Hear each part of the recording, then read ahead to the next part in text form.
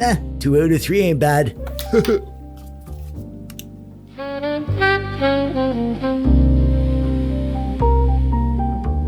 Is it just me, or is time passing quicker these days? Like the flow of time is slowly eroding my ability to remember what day it is. One game launch flows into the next. Games I was excited about come and go like a fart in the wind. One minute it's January, the next minute the industry is announcing the deluxe ultimate platinum remastered director's cut of something that came out last Tuesday, and every console is shaped like a soulless chunk of plastic built to siphon money from your credit card. And I'm not mad about it, I'm just bewildered in a gentle, nostalgic kind of way. Because the future keeps getting shinier and louder and weirder, and somehow everything costs more and comes with 8 different editions, none of which include my dignity. But the Dusty games, they don't do that. They just sit there, quietly waiting. Like a comfy old hoodie that smells faintly of CRT heat, AA batteries, and poor childhood choices.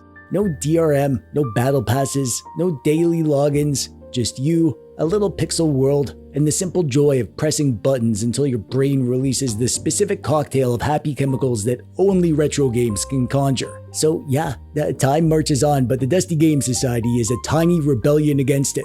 That's why we're here, to play the Dusty games that time forgot, to play the classic games that shaped the world, to dig up and uncover the hidden gems. I'll tell you more about the DGS at the end of the video, but first, let's take a look back at every game that we played this year. We do a game a month, and there are 12 months in a year, I think, if I'm not correctly mistaken. So if my math is right, that means we have 12 games to look at today. But this video is just a compilation of the review portions of the monthly videos. My full videos have skits and extra content, and of course the DGS member mini reviews that are honestly my favorite part of the videos, hearing what the other DGS members had to say. So if any of these pique your interest, go watch the full corresponding video. I'll have them all linked below. But I've blabbled on enough in this intro, so let's get to the frickin' games already. How does that sound? Good? Yeah? Alright, good.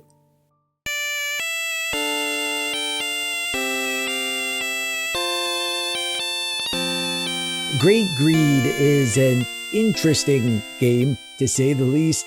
Not interesting like you, interesting in a good way. It's a traditional JRPG from the early days of portable gaming, but it's also a setting and a story that is completely different, not only from everything else at the time, it's still very different from most stuff that's been around since then, including the stuff today. I can guarantee you've never played a game quite like Great Greed. And that alone makes this a super interesting game to play with the Dusty Game Society last month, because all of us were just like, what even is happening? We were in the deep end together, and it was a heck of a ride. This game came out in 1993 in North America, but in 1992 in Japan, and there it was called Vitaminia Kingdom Story. And if you're thinking Vitaminia, like vitamins, like the food vitamins, yeah. It's a game of many different themes, which we'll talk about, but let's start with the box art. You got this buff hero guy with a sword fighting a rock monster, spitting rock shards, done in a classic fantasy mixed media airbrush and pencil crayon style. I love fantasy art from the 80s and 90s, and this art is just so great at setting the mood for the game. The manual, which is actually amazing, and we'll talk more about it in a bit. At the start of the manual, there is a little introduction to set the scene. This is not one of those long ago, once upon a time foo-foo role-playing games. This is a tale that begins in a forest somewhere in our world today. You, the hero, are checking the acid rain levels with your buddy when, boom, out of nowhere pops a strange old bag who calls herself Microwave. She's attacked by a psycho mutant dude called the Hunter, and before you know it, you're being sucked into some kind of vortex. And you thought you hated Mondays. Jeez, man. That was heavy-handed. Kind of a weird tone to take in the manual, considering that's not really the tone of the game. But whatever. So the overall vibe of this game is simple, but it's not simple to describe because you'll hear it and it'll make no sense. It is a story with themes of environmental conservation, but also food. Everything is named after food, even most of the monsters and enemies and the locations and towns. It's such a weird thing, and it's fun. That aspect alone had me chuckling a few times, and I know lots of the other dweebs of the DGS felt the same way. As I was playing this, I kept showing my mom all the weird names. Hey mom, look, I'm fighting a hot dog named Wiener. and it only gets weirder the deeper you go, and I freaking love it. But there's this weird contrast because so much of it is silly, but also the themes and the story beats can be pretty heavy. There's like lots of environmental stuff and corporate corruption stuff. You make friends and help them and they help you, and there's some meaningful story twists that were genuinely touching. I found I actually cared about lots of these little sprites. And the story isn't just there to pull you from town to town. There are things in this world that require you to interact with, to think about how to solve and make decisions. I'll give you one example. There's this town where the laws change all the time and you have to follow the laws. But you find out that you can pay to change the laws yourself. And if you don't follow the rules, you're thrown in jail. But at one point you need to get into the jail because someone is in there that you need to talk to. So you got to break the law on purpose and get thrown in jail. There's lots of these small little scenarios that genuinely pulled me in, and I wanted to see them through and solve the mystery or help whoever needed helping or whatever. It's not like the bestest best story writing that you've ever heard or anything, but for a 1992 Game Boy game, it's surprisingly deep and entertaining. This is the kind of game where you need to pay attention to. One of those old school games. You know the ones. Because there are times that an NPC will tell you exactly where you need to go, but they'll only say it once. So if you miss it, you'll be stuck and you'll have to resort to searching up a walkthrough like a failure. Luckily, the game manual actually has some great info if you get stuck. They kind of give you the broad strokes of where you need to go for each chapter. So I highly recommend reading the manual, and not just if you get stuck, just read it. There's a ton of useful info in there that'll get you off on the right foot. Looking at the manual as I wrote this review, I really wish that I read it properly before I started the game, because it would have been super helpful to know this stuff right off the start. Especially the tip about the last boss. I had to learn that the hard way. The gameplay is pretty standard early retro JRPG stuff. You'll be wandering around and getting into random battles, and you have an attack and dodge and run action bound to A and B and start. However, there is a time limit. You only have a few seconds to choose what to do, so it adds a bit to the tension. There's also magic in the game in the form of scrolls, and you can bind scrolls to the directions on the D-pad to use during battle. Those use your magic points, which is a resource that you'll have to manage. Between fights, you can access your inventory to use consumables to refill your HP and your MP. There are two main spells you'll use pretty much the whole game. You got heal, which heals you mid-battle, and then power you'll get later, which is like an attack buff, and that becomes important for the bosses. You'll get new and higher level spells by buying them from the magic shop in the villages. Same thing with your gear. You have armor and a weapon that can be upgraded as you progress. The gameplay is pretty easy, especially if you're like me and don't mind grinding out a few levels every now and then just to stay ahead of the curve. I won't admit to using fast forward to speed up the grinding though. I would never admit that. You can't make me. However, near the end of the game, there is a pretty big difficulty spike, and the final area is just a freaking slog with tons of random encounters and very few opportunities to rest and refill. Graphically, the game is what I'd call simple but charming. There's not a lot of detail to anything, but what's here is nice. Really solid pixel work on the sprites that makes them feel unique from each other despite being tiny. And the environments have decent looking tiles, and it all comes together to feel like a believable video game world. The art for the monsters is the star of the show. These guys are just bonkers. Most of them are food themed, some of them are cute and quirky, some of them feel like fantasy people, and some of them are just nuts and make no sense. After you beat the game, you gain access to a bestiary, and I really enjoyed looking through all the monsters and gawking at the awesome pixel art. The sound is a mixed bag. I love the theme music in the main menu. It's this kind of sad melody that feels like you hear it echoing around the walls of a medieval court. Lots of the in-game music is pretty good, however, the problem is that it gets repetitive after a while. I mean, you'll be playing this for many hours. There's only so many times you can hear the overworld tune before you're ready to never hear it again for the rest of your life. And there's not much for sound effects either. Some satisfying feedback sounds for combat, but it's not much. It's just kind of there. So, Great Greed.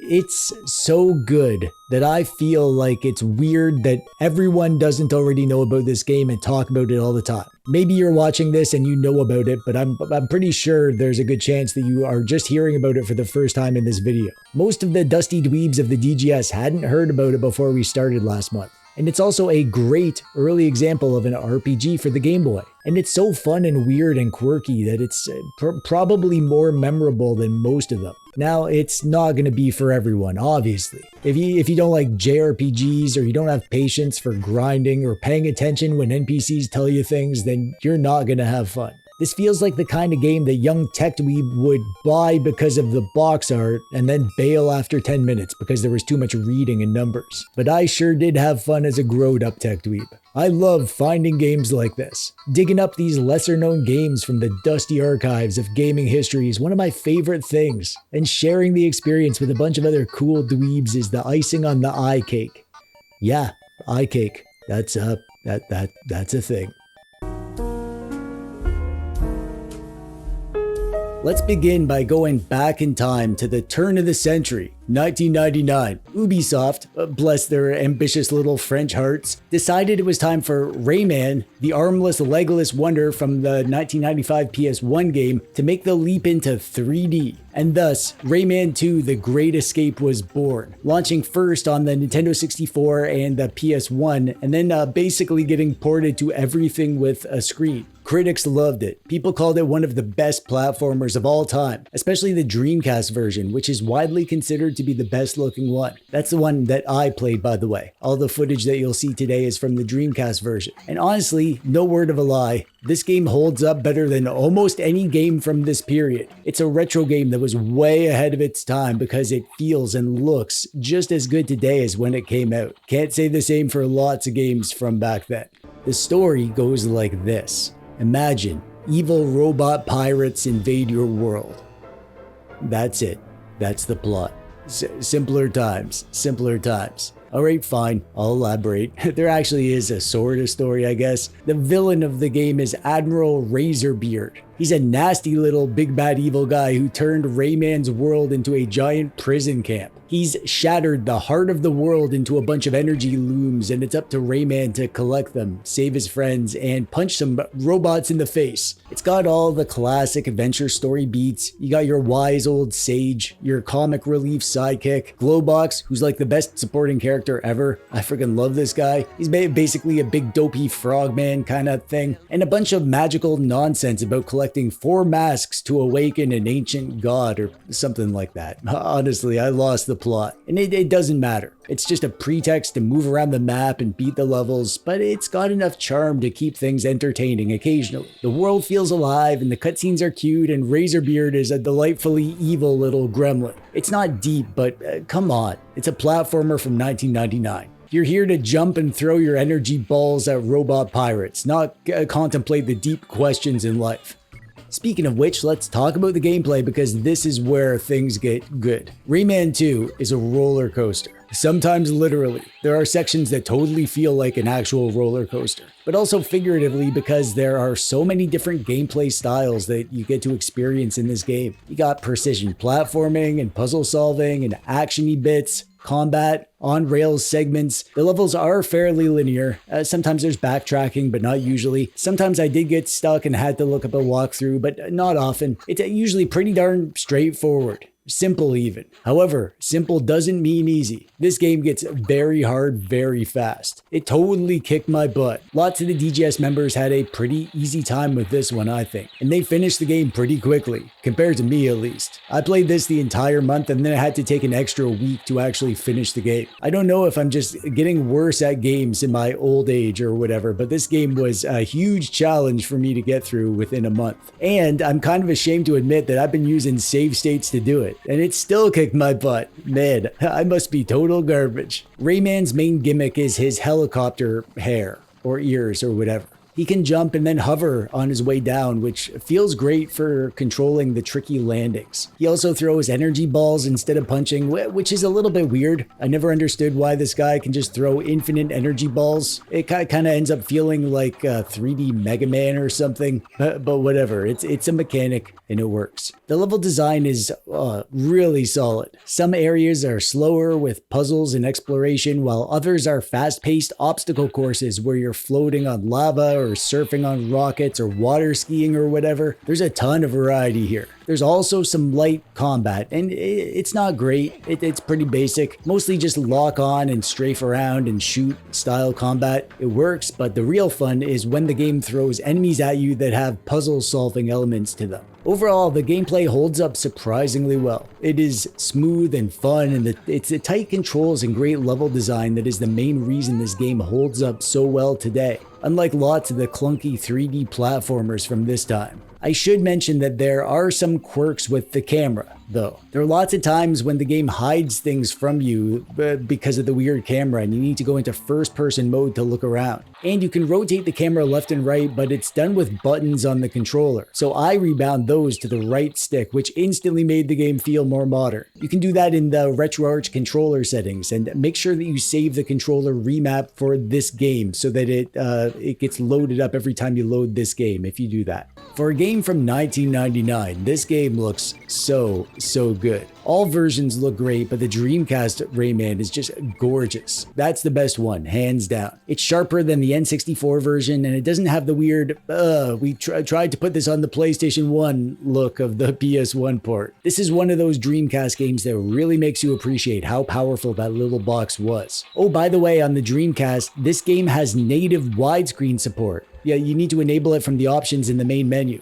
This is one of the few games from this era that supported native widescreen, and you can do upscaling here too. I played it on my Retroid Pocket 5, and I was actually amazed at how good this game looked. I mean, not just because of the graphical fidelity, which is impressive, but the art style is the star of the show. Ubisoft nailed the art. The world is colorful and atmospheric, and it's packed with personality. Lush jungles and creepy caves and giant pirate airships. It all looks so good, with some of the best texture work that I've ever seen in a 3D retro game that definitely still holds up today. Actually, I think lots of the texture work in this game can put lots of modern games to shame. Just look at what you're seeing. Have you ever seen a low poly game look this good? And the animations are smooth, and the environments feel alive with like fireflies buzzing around and water shimmering realistically. Well, I mean, realistically for 1999.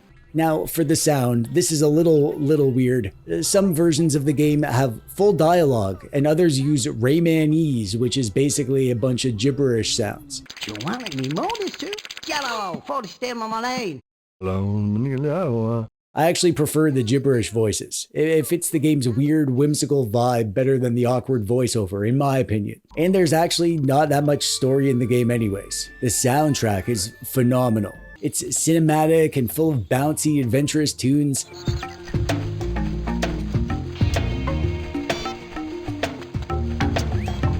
It's got that epic fantasy adventure, but also kind of a cartoon feel, and it nails the tone perfectly. So, is Rayman 2 worth playing today? Well, I mean, if it's not obvious by now, frickin' heck yeah it is, but that comes with an asterisk. It's a fantastic platformer, and the level design and visuals and music hold up really well today, but it's still an old game, and that means that you'll run into some of those classic, why was this designed like this moments, like the occasional frustrating camera angles or some weird difficulty spikes or awkward visuals that don't telegraph enough information about which things you can jump on and which are instant death. A few of the puzzles are so convoluted that I needed to look up a walkthrough. Those things do exist, but if you go in expecting a few of those and are willing to work past them, it's honestly a blast to play, and it definitely still holds up today. And I'd actually call it a must-play if you like classic 3D platformers. And I don't say must-play game a lot, except on almost every single video game that I review. So, yeah, this is another one of those. I didn't play this game back when it came out. I was too cool for WarioWare. Just kidding. I was never cool. No, my first WarioWare was WarioWare Touched on the DS back in college. And holy crap, that game was so my jam. I played it during class. I played it on the bus. I once actually walked into a street lamp while playing this. True story. It was my first taste of Wario's brand of bite-sized chaos, and it totally scrambled my brain in the best way. I don't know why it's taken me this long to getting around to playing the first game in the WarioWare series, but I'm kinda glad it took me this long, because I got to play it with my friends in the Dusty Game Society. It was like a shared hallucination. I'm pretty sure that none of us emerged quite the same. If you're not familiar with WarioWare, it's not like other games. It's not even like weird games. It's completely its own thing. It's like if you crammed a bunch of mini games into a blender and sprinkled in some Saturday morning cartoons, some super Japanese Mario charm, and slammed the go faster button on the blender. My blender has a go faster button. Does yours? And somehow it's amazing. WarioWare is built around not mini-games but micro-games. Little 3-second bursts of gameplay that are over before your brain has a chance to catch up. It's like speedrunning a fever dream. 1 second you're plucking a nose hair, the next you're dodging oncoming cars, and then you're playing a bootleg version of Donkey Kong with a single button, and if you can't keep up, there's no mercy for you. This GBA game is the very first WarioWare, the one that started it all, but it didn't stop there. There's also WarioWare Twisted on the Game Boy Advance that has gyro controls, WarioWare Smooth Moves with the Wii Remote flailing, and there's WarioWare Gold, which is like the ultimate greatest hits. The series is like that one weird kid in class who's eating glue but still gets straight A's. Unpredictable, genius, and a little bit sticky. I played this on my Retroid Pocket 5, by the way, because I'm fancy like that. And when I say played, I mean I tried to play, but I usually failed and shed tears of frustration and self-loathing. And you will too. That's kind of what this game does to you. It's part of the fun.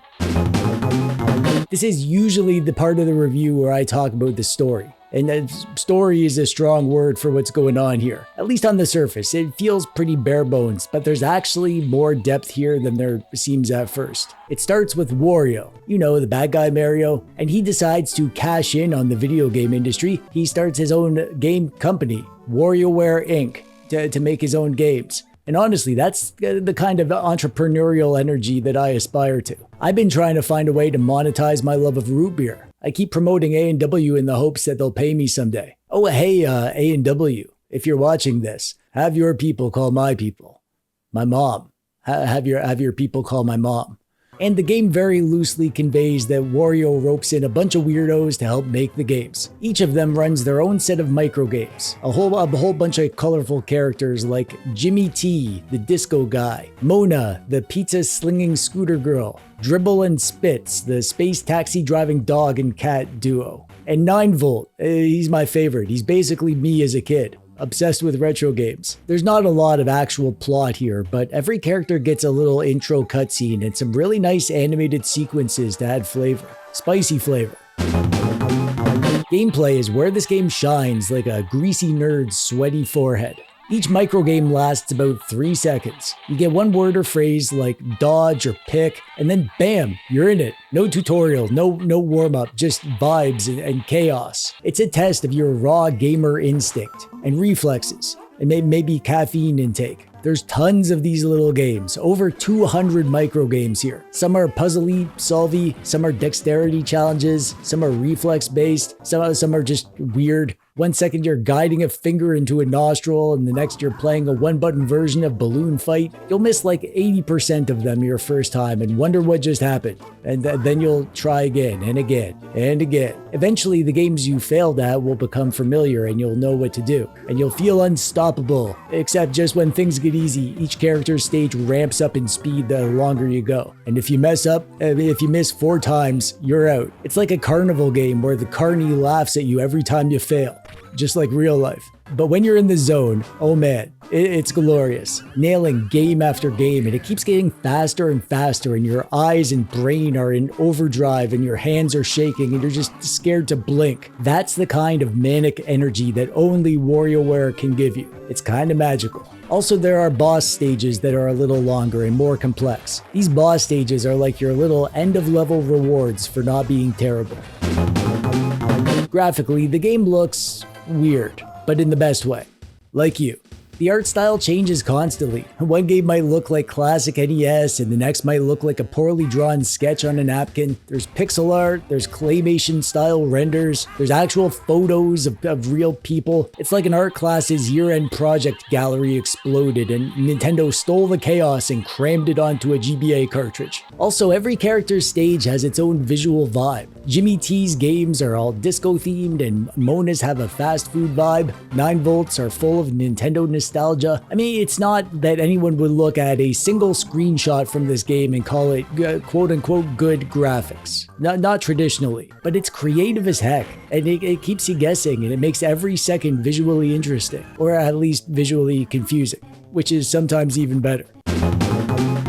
The sound is the icing on the spaghetti. These beats and bleeps and bonks are just pure chaos fuel. It's goofy and energetic, but there is a rhythm to the madness, and that helps you get in the groove and the timing of the games. And there's lots of flavor here too. Each character has a unique theme song. Jimmy T's is disco, 9 Volts is chiptune beeps, and Wario's sounds like a carnival from the underworld. The sound effects are crunchy and cartoony and completely ridiculous. And when Wario's voice taunts you with those gross little laughs, it's like being heckled by a goblin, or seduced. I don't know how I feel about it, to be honest. Also, some of the microgames use classic Nintendo sound effects, like the coin chime from Mario or the Link sword slash, and as a retro dork, that gives me a happy little brain tingle. Overall, the audio is just as unpredictable and unhinged as the visuals, and they go hand in hand together, and I think it's basically essential to enjoying the game fully. Definitely the kind of game you want to play either with headphones on, or so loud that the whole house is shaking and the neighbors can hear it 4 doors away. The biggest downside is how short it is. You can beat all the character stages in like 2 hours. It's not the end of your fun with the game. There's replay value. You're supposed to try to beat your high scores and unlock extra modes and extra games like these fun little 2-player games, a boss rush mode. But if you're looking for like a traditional game story with narrative arcs and emotional growth, you've walked into the wrong garlic-scented basement, my friend. Also, it's not for everyone. If you don't like the randomness or if you get overwhelmed easy, the frantic pace might be a turnoff. Just for a laugh, I fired this up on my RP5 and I shoved it in my mom's hand and said, "Hey, try this weird game." She lasted about 30 seconds, literally yelled, "I don't understand this," and handed it back to me like it was haunted. But these are minor gripes. The game knows exactly what it is, and if you're here for what it is, you're going to be in for a good time. Also, WarioWare isn't just a goofy one-off. It's a piece of video game history. It also kicked off a whole franchise that's still going today. Without this game, we wouldn't have WarioWare Touched or Smooth Moves or WarioWare Gold or Get It Together, and we'd all be a little less weird and joyful inside. And for retro nerds like me, and probably you if you've watched this far, this game is a reminder of how innovative the GBA era was. This was a huge swing, and somehow this bizarre experiment worked. And I'm proud that I get to share it with you, and that I got to share it with the fine dweebs of the Dusty Game Society.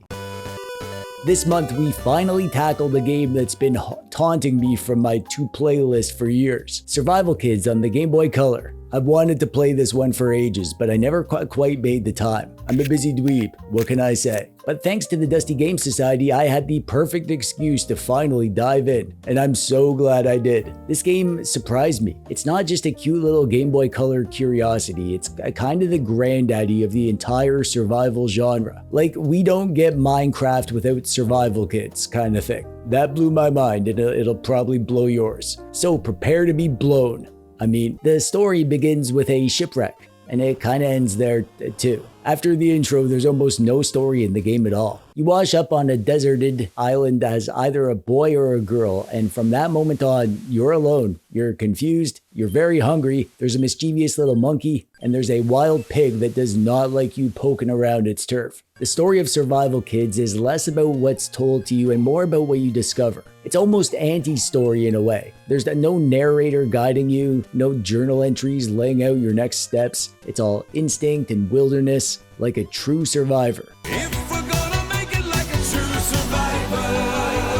And that's what makes it special. You gotta kind of teach yourself the game mechanics. How to build fires and repair your house and how to overcome the obstacles. You'll kind of feel like you're actually surviving. Not that you're gonna leave this game with actual survival skills or anything. I'm pretty sure combining a stick and some bark doesn't instantly make fire in real life, but in the world of the game, you'll feel like you're really doing it. And each thing you do brings you closer to not dying, and maybe even escaping the island. And maybe even something else that I won't spoil. But here's the real twist. You're supposed to play this game more than once. It's got multiple endings, like a bunch of them, and each one that you unlock gives you another little sliver of the bigger puzzle. By the third or fourth run, I started noticing connections that I missed the first time. Not just item locations or different crafting combos, but bigger mysteries. And I don't want to spoil them because I think they're fun to uncover, but let's just say there's more to this uninhabited island than meets the eye at first. There's a subtle story here if you stick with it, but even if you don't, Survival Kids tells the tale of a poor dweeb who crashed on an island and immediately found out that no, that's not a coconut, it's a beehive, and now you're dead. And in a way, that's the most honest story of all. I imagine that when Survival Kids came out that lots of people didn't quite know what to make of it. It's got one foot in the classic Game Boy action adventure genre, the top-down movement and menu-based item use and simple controls, and one foot in something much more experimental and ahead of its time, a full-blown survival simulator. And just like in the survival games that we know and love today, you're managing hunger and thirst and fatigue and health, you're crafting tools out of rocks and sticks, you're trying to figure out if that weird fruit you found is going to nourish you or explode your digestive system from the inside out. There's no levels, no experience points, no real combat system to speak of apart from a basic slash with knife animation. Your goal is really simple. You have to figure out how to survive and eventually escape the island. But the way you do that is totally up to you. There's multiple paths to survival, multiple endings, and a bunch of secrets hidden just out of reach until you try something different on your next run. That's what really surprised me. This game wants you to replay it. It's short, but by design. You're meant to die. You're meant to restart. You're meant to try weird ideas and fail miserably and then try again. One run you might build a raft, another you might discover a hidden cave and find a way to use your radio, or die by being mauled by a boar. Again, the crafting system is super rudimentary, but it works. You can try to combine almost anything with anything. The bendy stick and the vine, boom, bow. Chunk of iron and stick, boom, axe. Stick and berry, boom, berry stick. Actually, that's not in the game, but I did do that in real life once. But it feels like anything is possible. Any combination could make something, so you'll want to experiment a lot and see what you can stumble upon. It's like a survival sandbox in miniature, and it scratches that same itch as modern crafting heavy games. Except here it's all compressed into a bite-sized Game Boy Color game with an 8-bit sprite of your character waving a pocket knife around like it's Excalibur. Is it clunky? Oh yeah, the UI is awkward, inventory management can be frustrating, and it doesn't always explain what items do. I mean, it's a Game Boy Color game after all, but like lots of Game Boy Color games, that's kind of part of the charm. I like the ambiguity because you're not supposed to know stuff. You're supposed to be a confused little kid on a terrifying island who doesn't know how to do stuff and really just wants an adult to come and solve all their problems. Just like me, most of the time in real life. I've really come to appreciate the graphical style that lots of the Game Boy Color games went for, and Survival Kids captures everything that I like about that style of pixel art. It's lovely on retro handhelds. I played first on my iNeo DMG and then I switched over to the Retroid Pocket Classic, and it looks amazing. The top-down art style is really simple but expressive. Every part of the island feels distinct. You got lush forests and dry mountain paths and swampy ponds and mysterious other places, spooky cave and one extremely grumpy wild boar. The character sprites are basic, sure, but they're clean and well done. You can always tell what things are supposed to be, which isn't a given for games from this era. There's not much by way of cutscenes or scripted visual drama, although there is some, and they're really well done, but mostly it's all about experimentation and mood. And I like how the world feels alive. There's fish jumping and water sparkling, little critters scurrying around. The time of day shifts the colors, giving you a feel for the sun and the sky. There's this subtle sense of life, like the island is moving around you. It's not flashy, but there's a quiet beauty in the details. When it comes to the music, there's kind of up and down. They tried to do different tracks for different areas, and some of them are more adventurous and some of them are more subtle and minimal. I didn't love the main track, but it wasn't annoying, so I could ignore it. And that actually created a nice contrast. When the music changed, it actually made me feel like I was in a different area. There's also some areas that are straight up silent, like on the beach where all you can hear is the waves. I like those parts. I wish the whole game was like that actually, because those places made you feel like you were really there. stuck in the middle of nowhere, listening to nature and your stomach growl. There's also little sound effects that I grew to really like. The ping when you successfully combine an item, the little things. They did good with that stuff. Survival Kids is absolutely a product of its time, and I say that with love, and also with a raised eyebrow, and probably food in my teeth, as usual. It's super ambitious for a Game Boy Color game. Like, it's juggling full-on survival mechanics, a crafting system, a day-night cycle, randomized weather, multiple endings, non-linear exploration, hunger, thirst, fatigue, weird berries that gaslight you into thinking they're food. But yeah, there's also a lot of jank here. You'll spend a lot of time in menus, just scrolling through items, moving things back and forth from storage, combining random junk, hoping you remember if the soft berry was the one that healed you or gave you instant diarrhea. Crafting is fun in theory, but in practice, it can feel like playing Go Fish with jungle trash. You're just kind of guessing and shooting in the dark. Sometimes you make something cool, usually you make nothing. Sometimes you combine things together and it makes something useless and you lose your things and you cry a little. I mean, you probably will. I didn't do that. This game also gives you zero direction. Like, it doesn't even try. It hands you a coconut and says, go nuts. I mean, is a coconut nut? Is that a pun? I think that's a pun. And you might wander in circles wondering if you're even making progress. And sometimes you're not. Sometimes you're just lost. And that's kind of the point. And also kind of annoying. I like trying to figure stuff out, and I liked the trial and error, but I don't think everyone will. But even when it annoyed me, I kept going back because the classic survival feeling, the one that gets its hooks in your brain and doesn't let go. Every death taught me something, and every ending made me want another. Even when I got clobbered by bad item combos or lost hours wandering in circles, I never felt like I wasted my time because every run moves the needle. Every run reveals something. Every run makes you better. I mean, except the ones where I forgot to drink water for 3 days. The only thing I learned there was that I can't be trusted to maintain my hydration, just like real life. Survival Kids isn't just a retro game. It's not just some crusty little Game Boy cartridge from the forgotten sock drawer of 1999. It's basically the primordial ooze that the entire survival genre crawled out of. This game invented the modern survive-em-up. Like before we had massive open worlds and fully voiced hunger meters and skill trees the size of a small moon, we had this.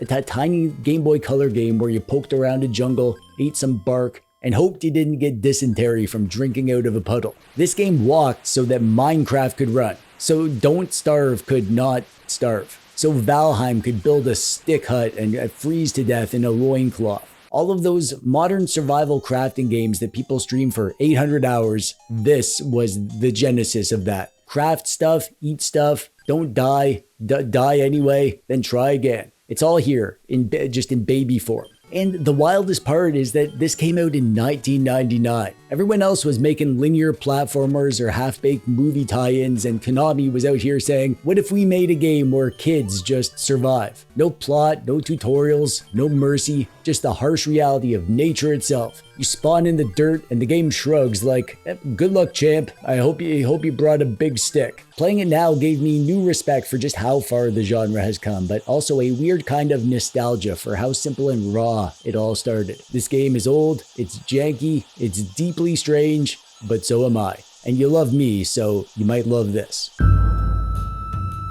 Ah, yeah. Playing this just brings back the smell of plasticky PS1 jewel cases and the sound of a spinning disc struggling to load, and me, 16 years old, hunched in front of a tiny CRT TV on my dresser at 1 a.m. on a school night, trying desperately not to get caught by my mom or by a guard who apparently could hear me crouch walking from 30 feet away. This game was my entry drug into the stealth genre, before Metal Gear Solid, before Splinter Cell, and way before Assassin's Creed was jumping off buildings into hay bales. Tenchu was out there letting you sneak around on rooftops and neck stab dudes with honor. This game was released in 1998, and my friend who was super into PS1 was excited for this one, and he got me excited, and I think I actually bought this one on launch day. or close to it. It landed in my life like a throwing star to the jugular. I was nuts about this game, and it opened my eyes to the possibilities of being a sneaky stabby guy, rather than a muscled up face smashy guy. But it's been years since I played this. I don't think I've played it even once beyond like a quick little test here and there on the occasional retro handheld, so I was super excited to dive in and give this a full playthrough as a fully grown quote-unquote adult to see how it's held up. I am super into stealth games these days. I love me some Dishonored or Thief, Splinter Cell is one of my favorite franchises, and also Assassin's Creed. I love those games. I played them all, and I had to know if we went back to the birth of the genre, how would it hold up?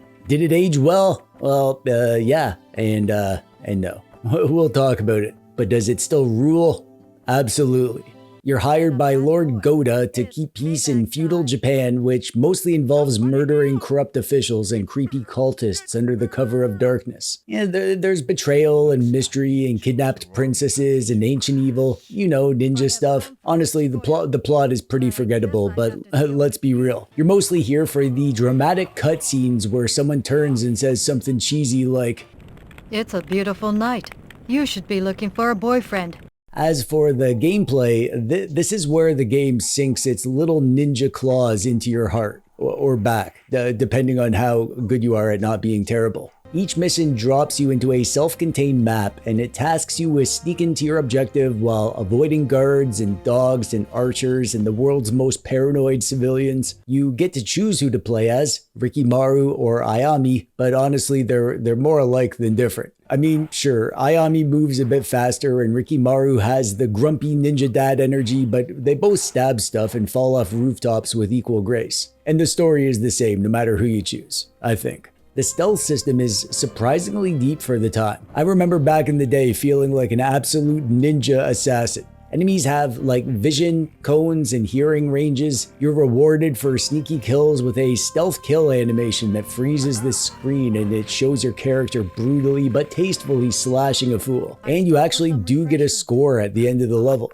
It's like a report card in how violent you were. Or weren't. The better you perform, like fewer alerts and more stealth kills, that sort of thing, the better you do and the better your ranking. Just don't ask what my typical ranking was. I don't want to talk about it. Your arsenal is a delightful grab bag of ninja nonsense. You know, throwing stars and caltrops, poison rice balls, smoke bombs, landmines, and the grappling hook. Oh man, it's clunky and weird, but once you get the hang of it, it's crazy fun. Nothing beats latching onto a rooftop and zooming up into the shadows to skulk around and pounce like a stealth assassin. Sometimes. This is a third-person action platformer from the PS1, which means the controls are a mixture of tank controls meets awkward camera. Sometimes you'll jump when you're meant to crouch, sometimes you'll fall off a roof, sometimes a guard sees you through a wall and suddenly it's fight or flight, and flight usually means just flinging a smoke bomb and running away like a coward. After I finished the first few levels, I was thinking, what the hell have I gotten myself into? Replaying this, but shortly after that, the controls, it kind of clicked with me. Once you learn to use the jank, you can master it, and I gotta say, the more of these PS1 era games that I play, the more I'm developing muscle memory for these archaic control schemes. And that jank in the controls, the tank controls, I know lots of people hate that and can't get over it, but for me, that jank is part of the charm of playing these games. I like learning to love the games within the limitations of the control scheme. And there's a rhythm to it, a flow. Once you get it, you feel like a real ninja. One pretty major thing about the gameplay is the stealth, and it's kind of a double-edged sword, pun intended. On the one hand, the stealth is way ahead of its time, and you can totally use the shadows to your advantage, plan your approach and execute with precision, but it's so limited because of the movement. Like when you're crouching, you can't turn. You have to stand up to turn and then you'll give yourself away. And I only found out after the first half of the game that you can roll while you're in stealth to move quickly. I was just crawling around slowly like a chump before I figured that out. I kind of wish I read the manual because that's the sort of thing that's probably explained there. The levels are pretty open and there is a map that you can pull up, but there's no like marker on the map of where the bad guy is. So you need to hunt around and deduce it yourself. I actually like the lack of handholding there. It made me try to be resourceful and methodical and not just bite off more than I can chew every 4 seconds. Also, the levels are short enough that failure doesn't sting too hard. You'll find yourself restarting just to try to get that one section again with more stealth and less accidentally alerting the entire neighborhood with your rice ball throwing arm. I freaking love the art style in this game. I mean, yeah, it's a PS1 game from 1998. The textures are chunky and the models are clunky and the view distance is tiny, but despite the technical limits, the vibe is immaculate. Every level feels like a little ninja diorama, with lots of attention to detail in the small areas to set the scene. And there's great variety too. You get bamboo forests and castle rooftops and creepy mountain paths and haunted shrines. The lighting is good. It kind of sells it. That weird pre-baked twilight glow. It gives everything a spooky, otherworldly feel. Like the whole world is existing 5 minutes before a thunderstorm. The character designs are charming too. Rikimaru looks like a low poly ninja guy, and Ayami looks like she's gonna head out to the club after her next assassination contract. The enemies are distinct enough that you can tell who's tough and who's a monk and who's just a terrified peasant that you probably should not murder, but you will. Accidentally, of course. Sorry, buddy. Hey, get back here. Also, let's take a moment to appreciate the blood spray animations. Just beautiful. The little pixelated splash that says, "You did a good sneak." And the sound is, it's good. I mean, it's mostly pretty standard stuff, kind of what you would expect, but it fits in a moody, ambient, haunted tea garden kind of way. It's actually beautiful. It's minimal with plucky strings and the occasional ominous drone designed to keep you tense and focused, like a massage for your anxiety.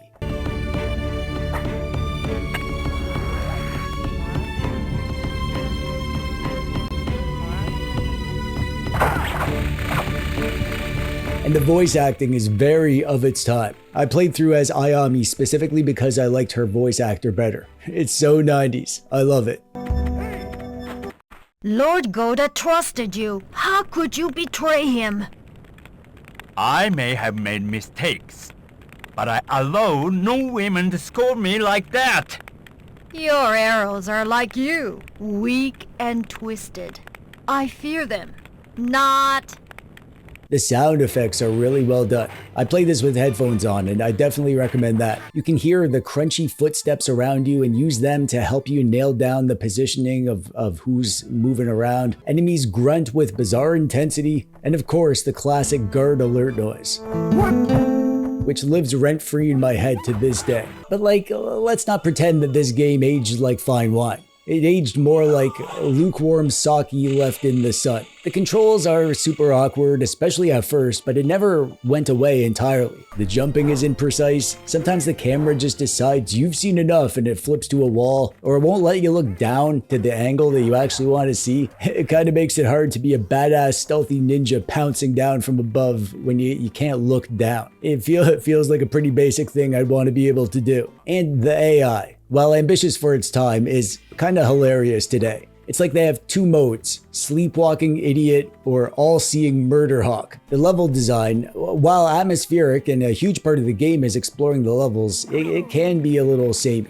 Some levels feel pretty similar to others, and some maps are so dark and foggy that you're just wandering around looking for things you haven't seen yet as you hunt for your target. And there's some frustrating trial and error that can lead to repeated restarts and rage quitting, or rage quick saving, and then rage quick loading 5 seconds later. Especially parts like this freaking lava river jump near the end. I must have redone this like 30 times in a row. Thank the emulation gods for save states, because I can guarantee I would not have had the patience to do this without them. But here's the thing. Tenchu was doing something wildly ahead of its time. It brought actual stealth gameplay to 3D consoles before it was cool. It taught teenage dweeb patience, it punished me for being impulsive, it rewarded me for thinking like a ghost, a stabby vengeful ghost, and that all still holds true today. The tools and ideas in Tenchu laid the groundwork for so many games to come. Grappling hooks, noise-based enemy awareness, sneak-based rankings. It was Assassin's Creed before Assassin's Creed. It was Hitman if Agent 47 favored ninja stars and carried rice balls. It showed us that sneaky could be fun, even if the stealth system was basically a guessing game sometimes. I'm playing Assassin's Creed Shadows right now on the PC, and I find it hard to believe that game would exist at all if not for Tenchu. But more than its place in history and its legacy, Tenchu still holds up today as a game. I legitimately had a freaking blast playing this game last month. It's slow, it's quiet, and it forces you to move with intention, to learn the map, to observe. That kind of sort of deliberate pacing is rare in modern games. I mean, in a world where everything's open world this and big set piece explosion that, going back to Tenchu feels primitive in a good way. Kind of calm, like a ninja meditation with neck stabbing. And that's why it's perfect for the Dusty Games Society. We don't just play these games to beat them. We play them to understand them, to feel where they fit in the timeline of gaming. And Tenchu fits right at the moment where stealth became a real thing that felt real and was as much a part of the game as the neck stabbing part. So light some incense, put on your ninja pajamas, and sneak like your mom told you to turn off that PS1 and get to bed because it's a school night. But look at me now, Mom. I'm playing Tenchu at 1 a.m. and you can't stop me, and I'm doing it for a freaking job. I bet you feel pretty dumb now, huh? Today we're revisiting an absolute DOS era legend, Heroes of Might and Magic 2. This game came out back in 1996, and teenage TechDweeb was nuts about this game. Me and some friends used to have weekend-long Heroes 2 games. We did that instead of boring partying and talking to girls. We'd stay over at my buddy's house, in his mom's basement of course, and we'd play these epic Heroes 2 scenarios that took multiple days to get through. It's hot seat multiplayer, so whoever's turn it was would go take the commander's chair at the PC, and the rest of us would have a few games of Magic the Gathering on the go while we waited for our turn. And yeah, as you can probably tell, obviously we were the coolest kids in the school. Way cooler than those Pokemon dorks. Heroes of Might and Magic 2 is kinda hard to describe. It's like half role-playing game, half strategy game, and half like fantasy chess. It's all of those things mushed together. You build towns and upgrade your settlement and recruit heroes and monsters and cast spells and more or less try your hardest to conquer the world with an army made of skeletons and halflings and boars. I mean, there's factions and stuff, but very often your army just evolves into a ragtag mismatched bunch of misfits, like the retro handle community. The original Heroes was already a hit, a super popular game, but Heroes of Might and Magic 2 polished the rough edges like an artisan blacksmith crafting his masterpiece. It fixed simple quality of life annoyances like actually telling you why you couldn't build a building and letting you split troops into different stacks. The battlefields doubled in size, allowing for actual strategy beyond just dogpiling enemies. At the time, these improvements blew our dweeby little minds, and they set a new standard for turn-based strategy.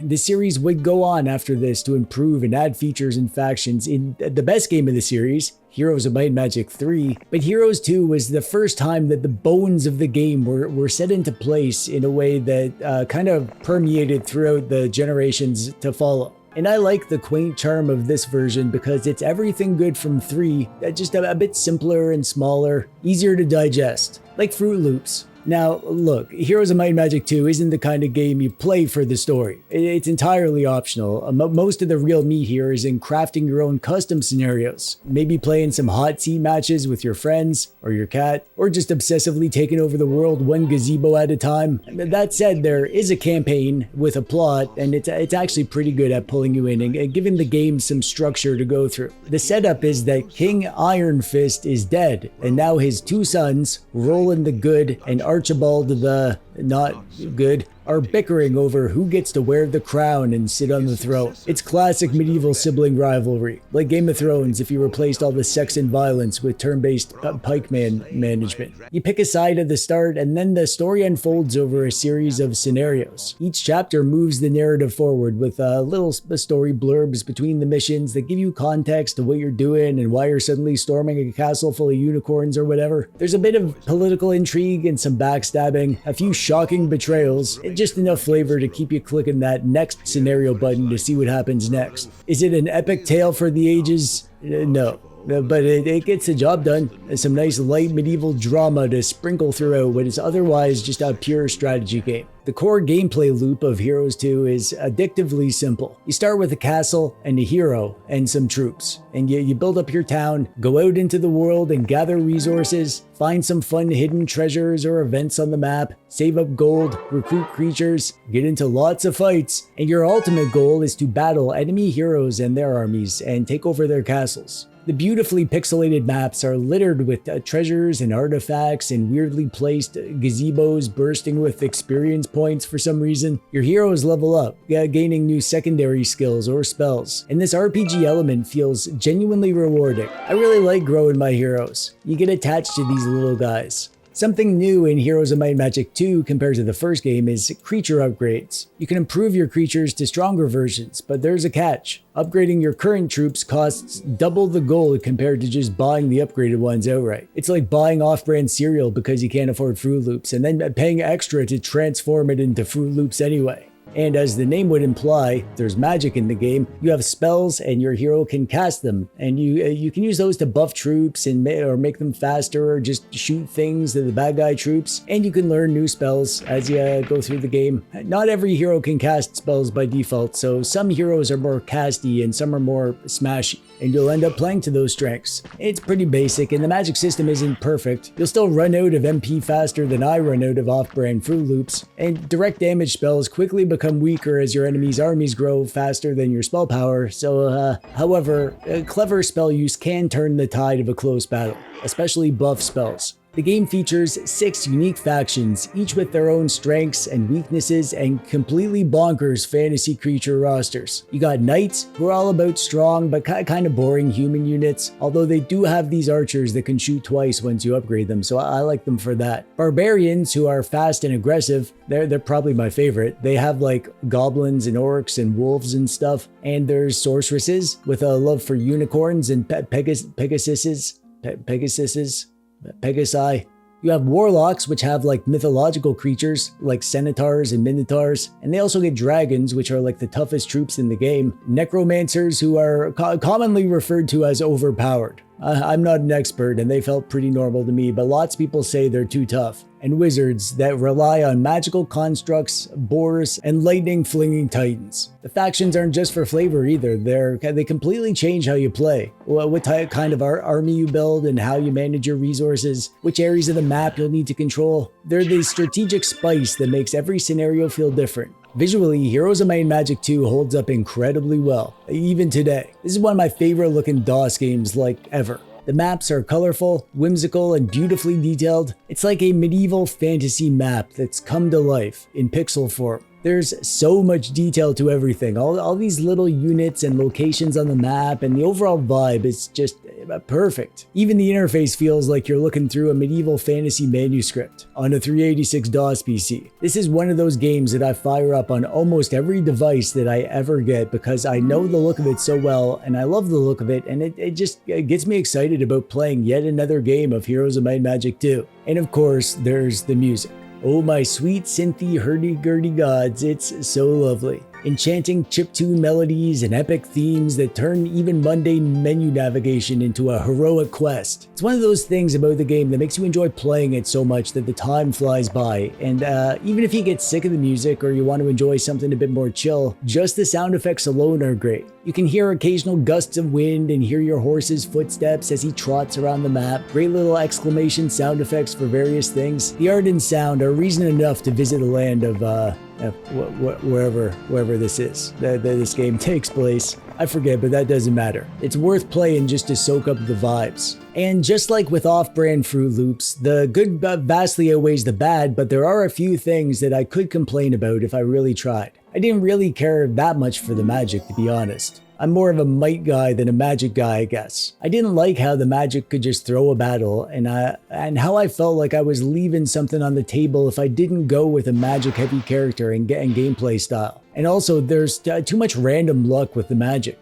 Like how your mage guild might just decide, nope, no, you get nothing useful today. Like how my mom feels when it's my turn to do the dishes. And creature balance is all over the place. It's hard to know how battles will play out sometimes because the math is hidden in battle. Considering how much of what goes on here is a numbers game, the numbers are pretty inaccessible when you actually want to understand what's going on. And also the difficulty curve ramps up pretty brutally. Campaign missions go from manageable to, oh god, dear god, everyone's attacking from all directions faster than I can finish off a box of off-brand Fruit Loops. But those gripes are very small in the big picture. I keep coming back to this game even after all these years, simply because Heroes of Might and Magic 2 is just so absurdly fun. It's a medieval soap opera wrapped in vestments of charming graphics, cloaked in stellar music, and festooned with addictive gameplay that still feels fresh, still offers new surprises even after all these years. It also laid critical groundwork for Heroes 3, often considered the best in the series. And it is, but I get an extra boost of nostalgic dopamine when I boot up good old Heroes 2 on DOS. And yeah, speaking of which, thanks to modern DOS emulation, it's easier than ever to dive back into this classic. I played mostly on my Retro Power iNeo Ace, however I realized too late that the footage I was recording was all wonky because of the night shift filter I used, because I mostly played in bed at night. And also the cursor moving with a joystick, it felt fine when I was playing, but it didn't look great in video form. Kind of feels like you're watching a grandma play who doesn't know how to use a mouse. So I just played some of the game on my DOS PC to film just for this video. Using Dweeb DOS, obviously. And you can also buy this game on GOG if you want to try it without mucking about. And you can play the F-Heroes 2 port on Android or your retro doodad of choice. There's lots of ways you can play this, and it runs amazing even on lightweight hardware. Also, it can be a bit tricky to understand at first. A few of the DGS members needed some basic help at the start, so I'll link to a tutorial video of how to get started in the game if you need a helping hand figuring out the basics. And you honestly need to play this because it's so good. Whether you're revisiting the good old days of playing this on your old DOS PC in your friend's basement during your Heroes of Might and Magic 2 parties, or experiencing it for the first time, it's a perfect example of old school gaming done right. Games built so well that they stand the test of time and are just as fun today as they were back in medieval times, when they came out on our medieval DOS PCs. This month, we've been playing a game that was trapped in Japan for years, and we had no idea what we were missing. Seiken Densetsu 3, aka Trials of Mana, an action RPG with gorgeous SNES pixel art, a wild cast of heroes, and a story that changes depending on who you bring along for the ride. And I hope you're ready because I'm going to bring you along for the ride of this review. Are you ready?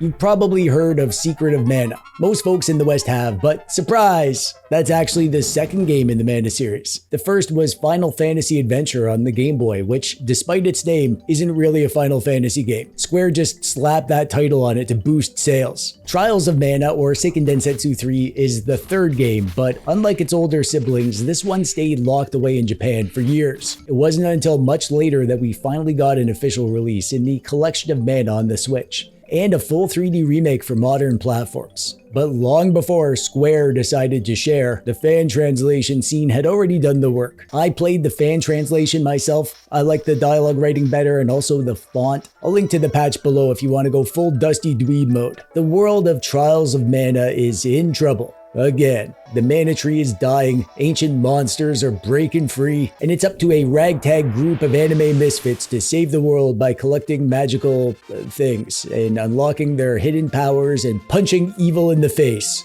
Each hero has their own personal drama, but their stories all weave together into a bigger quest to stop the big bad guy from reviving the forces of darkness, or whatever. At the start of the game, you're going to pick your party from a cast of 6 characters, and this is one spot that is a pivotal moment because you're literally choosing the story of the game, and also the skills and stuff that you have throughout the game. But the game doesn't tell you which character does what. Obviously, you're meant to read up on this before you play, which is what I suggest you do. You've got Duran, the classic swordsman. Angela is a mage who nukes everything with powerful elemental spells. Kevin is a brawling beastman who punches faces and can heal sometimes. Carly, the dedicated healer and support, but with, let's say, polarizing dialogue. Hawk, who is a speedy thief who specializes in debuffs and status effects. And Lise is a spear-wielding Amazon babe who summons spirits. Again, you wouldn't know any of this if you didn't read up before you played because the game doesn't tell you. I chose chose Hawk as my main guy and Duran and Charlie as my members. Basically 2 melee fighters and a healer, which worked out great, but if I was doing it again, I would pick something that offered more variety in the combat, just so I had more to do. At its heart, Trials of Mana is an action RPG. You run around real-time battlefields, hack away at enemies, and occasionally stop to sling a spell or use an item. It's simple, but that's part of the thing, the whole package. After a while, you realize it's not as much of an action RPG, but more of a real-time party management game. You're not worrying as much about positioning or timing or whatever, more jumping back and forth between your characters, making sure they're doing what they need to do, casting spells at the right time, using items, or forcing them to use their super move if they forget. The goobers you'll fight in the world all feel pretty samey. The combat can become repetitive, especially in the mid-game, and it can feel a bit mindless at times, but it does start to get more interesting as your characters learn new skills and you have more tools at your disposal. And I felt like the boss battles are where the combat system comes together. They're creative, they require you to actually think and plan stuff, they're pretty chaotic, and they usually require a unique strategy. Progression in Trials of Mana happens on 2 fronts, your characters and the story. And they're all kind of smushed up together like I do with my corn and my potatoes. You'll be traveling the world, visiting towns, helping people, finding MacGuffins that progress the story, sailing on ships, and when you unlock fast travel, the way the game handles this, it's so cool. Riding a giant turtle around a Mode 7 landscape never gets old. Early on, you'll unlock your first class change, which lets you specialize your party into different roles. For example, Duran can go full tank or damage dealer. Angela can branch into elemental destruction or a more supportive spellcasting thing. Each class has a different light and dark path. Twice. So you can go light or dark or dark or light dark, and each is quite different. The game doesn't explain any of this, so please, for the love of mana, read a guide before you commit. The fun comes from planning builds and unlocking new abilities and seeing how the class paths affect your playstyle, not from getting stuck, unable to progress, which can happen if you make all the wrong choices. The story progression is where things get spicy. You pick one main character, which is going to be the main story arc you see. You're going to see everything from their perspective. And for your 2 companions, they'll tag along with their own little side drama. But a lot of content, including villains, bosses, and even dungeons, is exclusive to certain character paths. So it's this cool system that encourages replays, but it does mean that you'll always feel like you're only seeing a slice of the full Seiken Densetsu pie. If you enjoy replaying games with new setups, this one rewards you for that. You can play again and again, swap out a character, and boom, new story, and your backlog just got a lot longer. Like so many games that get added to my to-play list, what drew me towards this game at first was the art. Trials of Mana is one of the SNES's crowning achievements. The pixel art here is among the best I've seen, ever. The environments are lush and vibrant, tons of little small things to notice all over the place, great visual effects that push the hardware. If you're into just sightseeing in your games, this game is amazing for that. You'll travel through misty forests, shimmering lakes, volcanic caves, and colorful towns populated by shopkeepers that all do this same weird dance for some reason. The character sprites are large and expressive, and the enemy designs are full of personality, and the bosses often take up half the screen, making every encounter feel like a big event. I will say that the actual design of the enemies leans towards the cute side. Sometimes I felt like I walk into a new forest and there's all these cute little squishy things that it should be a nice place, but then they try to rip my face off. So I slaughter the lot of them. It's just a bit of a weird juxtaposition that all these enemies are adorable, but they just want you dead. The music is nice, good variety, upbeat field themes and intense boss battle music, nice crunchy, satisfying combat sound effects and stuff. One thing that I thought the game would have benefited from was maybe some more enemy sounds. I feel like these adorable sprites should be making cute little chirpy noises that feel distinct, but you don't get much of that kind of thing. But it's not all sunshine and pickles. I had a few gripes that kept me from loving the game as much as the other great SNES RPGs. The game's about 25 hours long, which is not bad, but a huge chunk of that is spent mowing down screen after screen of enemies that all feel the same. You're gonna need to grind levels because bosses act as progress gates and they won't let you through unless you're tough enough.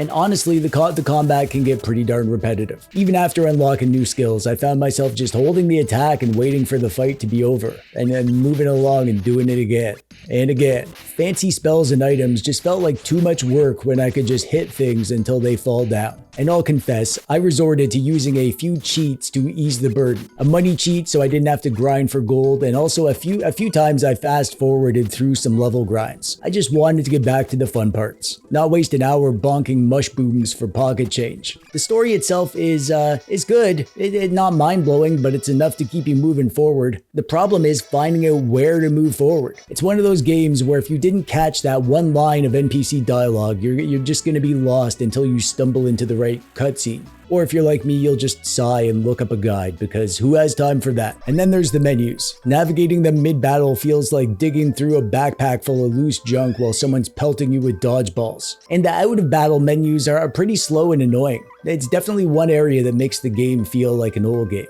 not in a good way.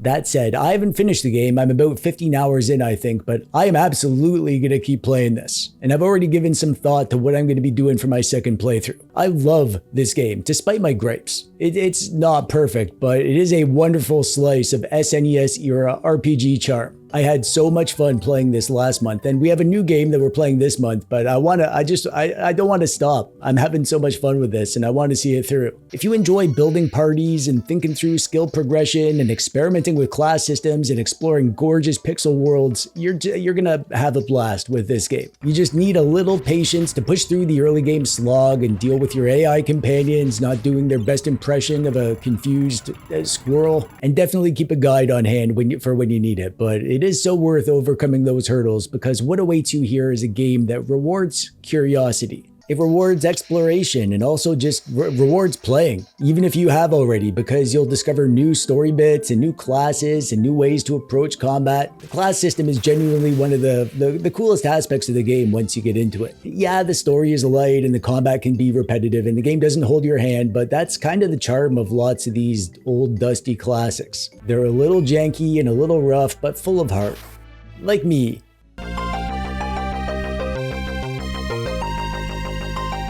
Scurge Hive is one of those GBA games that kinda slipped through the cracks. It came out in 2006, right at the end of the system's life when the Nintendo DS was already the new hotness, so hardly anyone noticed it. Even though it did also come out on the DS, it's not a game that most people know about. It was made by Orbital Media, a Canadian studio who only made a small handful of games, but some really good games, like Juka and the Monophonic Menace, and Racing Gears Advance, and Sigma Star Saga. This was the last game they made, sadly. With Hive, they set out to make a handheld action adventure that felt like a Metroidvania but with its own twist. This is a game that I've dabbled in on occasion, but I never gave it a full chance to get past the first 30 minutes or so. It's been on my to-play list for ages, and this month was the month to give it the attention it deserves, along with my friends in the Dusty Game Society, of course. You play as Genosa Arma. I had to look that up because I forgot her name. She's a bounty hunter who shows up at a research station that's been completely overrun by the alien parasite known as the Scurge. Everyone's either dead or goo or dead goo. Within 5 minutes, she's infected too, because of course she is. That's how video game science works. And she needs to survive the infection and stop the Scurge from spreading. The story isn't exactly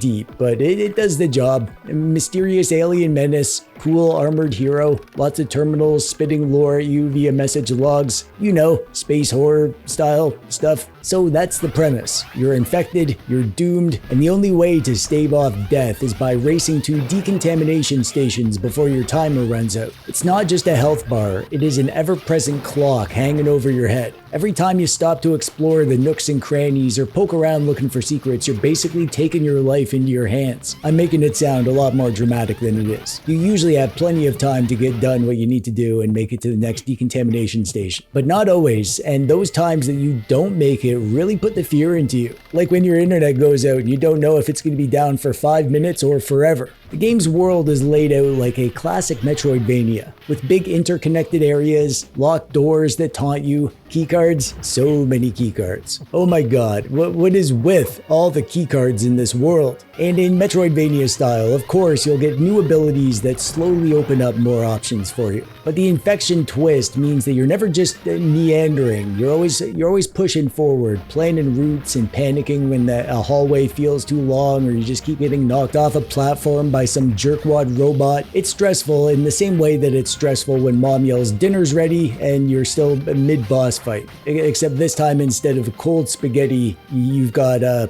plate full of death. Gameplay in Scurge Hive is actually pretty interesting. First off, this isn't your typical side-scrolling Metrovania. It's an isometric third-person action game, which is kind of a rare type of game. There aren't many that do it like this. That angled view looks cool, but it really does take some getting used to. The controls feel odd at first, and the camera has this habit of jumping around as you look around, which can be jarring at first, but I got used to it pretty quick. The learning curve is there for sure, but once you settle in, the controls and combat and camera become second nature. Combat has its own wrinkle too. It's got this sort of rock, paper, scissors system. The different weapons are stronger against different types of enemies, and if you pick the wrong one, you might actually buff the enemies, so you can't just spam your favorite blaster and call it a day. You gotta be constantly switching between weapon types, usually multiple types mid-battle. Part of it is figuring out which is the right tool for the job, and sometimes accept that your job is to run away screaming down the hallway until you remember, oh yeah, don't use the electricity blaster on the floating energy cloud things. Luckily, switching weapons is quick and easy. Nice little weapon wheel system they got there. I liked how easy it was to get to your tools. Of course, being a Metroidvania at heart, there's plenty of backtracking. You'll be hunting for keycards and powering up generators and scouring every corner of the map for that one room you missed, trying to noodle out some puzzle that you're pretty sure has a solution, but you're not sure if you actually have the tools to solve it. You know, Metroidvania style. It can definitely be frustrating, but here's the thing. The information is always there. The game gives you a solid map, and if you actually stop to look it over and think things through, you'll figure out where to go. It's all part of the challenge. Annoying in the moment, but oh so satisfying when you finally slot all 6 keycards into that door that's been keeping you from the next area. The next area with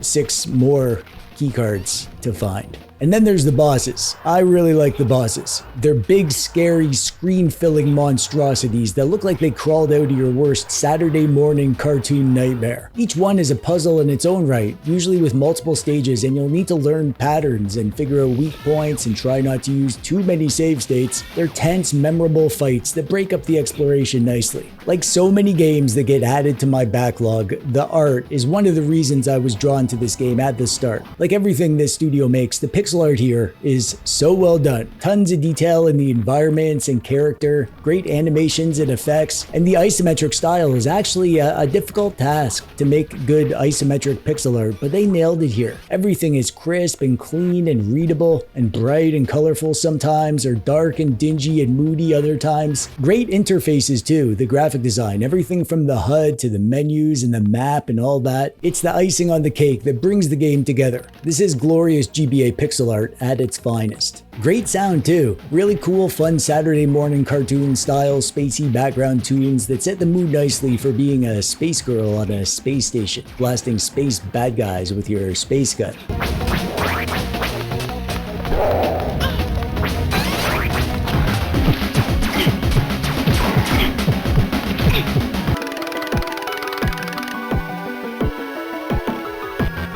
Great variety too. Some sections are more subdued and mellow, and then in some parts the music kicks up because you're locked in a room or for boss fights to get your blood pumping. Pretty good GBA style sound effects for the guns and how the enemies die with a lovely crunch or a splat to accompany the on-screen effects. The GBA doesn't have great sound overall, but for GBA sounds, this is on the higher end of the quality spectrum. I really like lots about the game, but certainly not everything. As you'll see in the DGS member reviews in a minute, the biggest complaint from just about everybody is the camera and the controls. The gaming feels clunky and the platforming can definitely be frustrating, especially when diagonal jumps and tiny D-pads don't get along. It is something that I got used to, mostly, but even then it never really felt good. The infection timer, while unique, can be a double-edged sword. It creates tension, but during longer puzzles or heavy backtracking, it tips over into just stress. Not the fun kind of video gamey stress, the annoying kind. Weapon swapping is another sticking point. In theory, it's a neat rock, paper, scissors mechanic, but when 3 different enemy types rush you all at once, constantly cycling through the guns gets old pretty fast. And backtracking can be a sore spot. The game gives you all the information you need, but hunting down that last keycard or generator sometimes feels like busy work. I really like the game, but I don't think it's going to be for everyone. There are quirks that you're going to have to tolerate, and if you can't, you're going to nope out faster than I nope out of social gatherings. But once I pushed past the frustrating aspects, I found a game I genuinely loved. It's not like my favorite game ever or anything, but it's just a good game. I've always been into isometric games, probably the old PC gamer in me. They take some getting used to, but I enjoy the kind of weird challenge of controlling a character in an isometric world, even if not everyone else does. But beyond the gripes, the game is a Metroidvania at its core. It's got all the trappings of a Metroidvania. Fighting tough enemies, getting stuck, and then leveling up and finally pushing past them with new gear. That formula is so prevalent in games because it just works. And Scurge Hive is one of those Metroidvania games that isn't well known, but it has it where it counts. If you're willing to give it a chance, to play until you get used to the controls and camera, and if you're digging the sci-fi vibe and addictive Metroidvania gameplay loop, you'll probably be sucked in and have a great time with this one. I certainly did.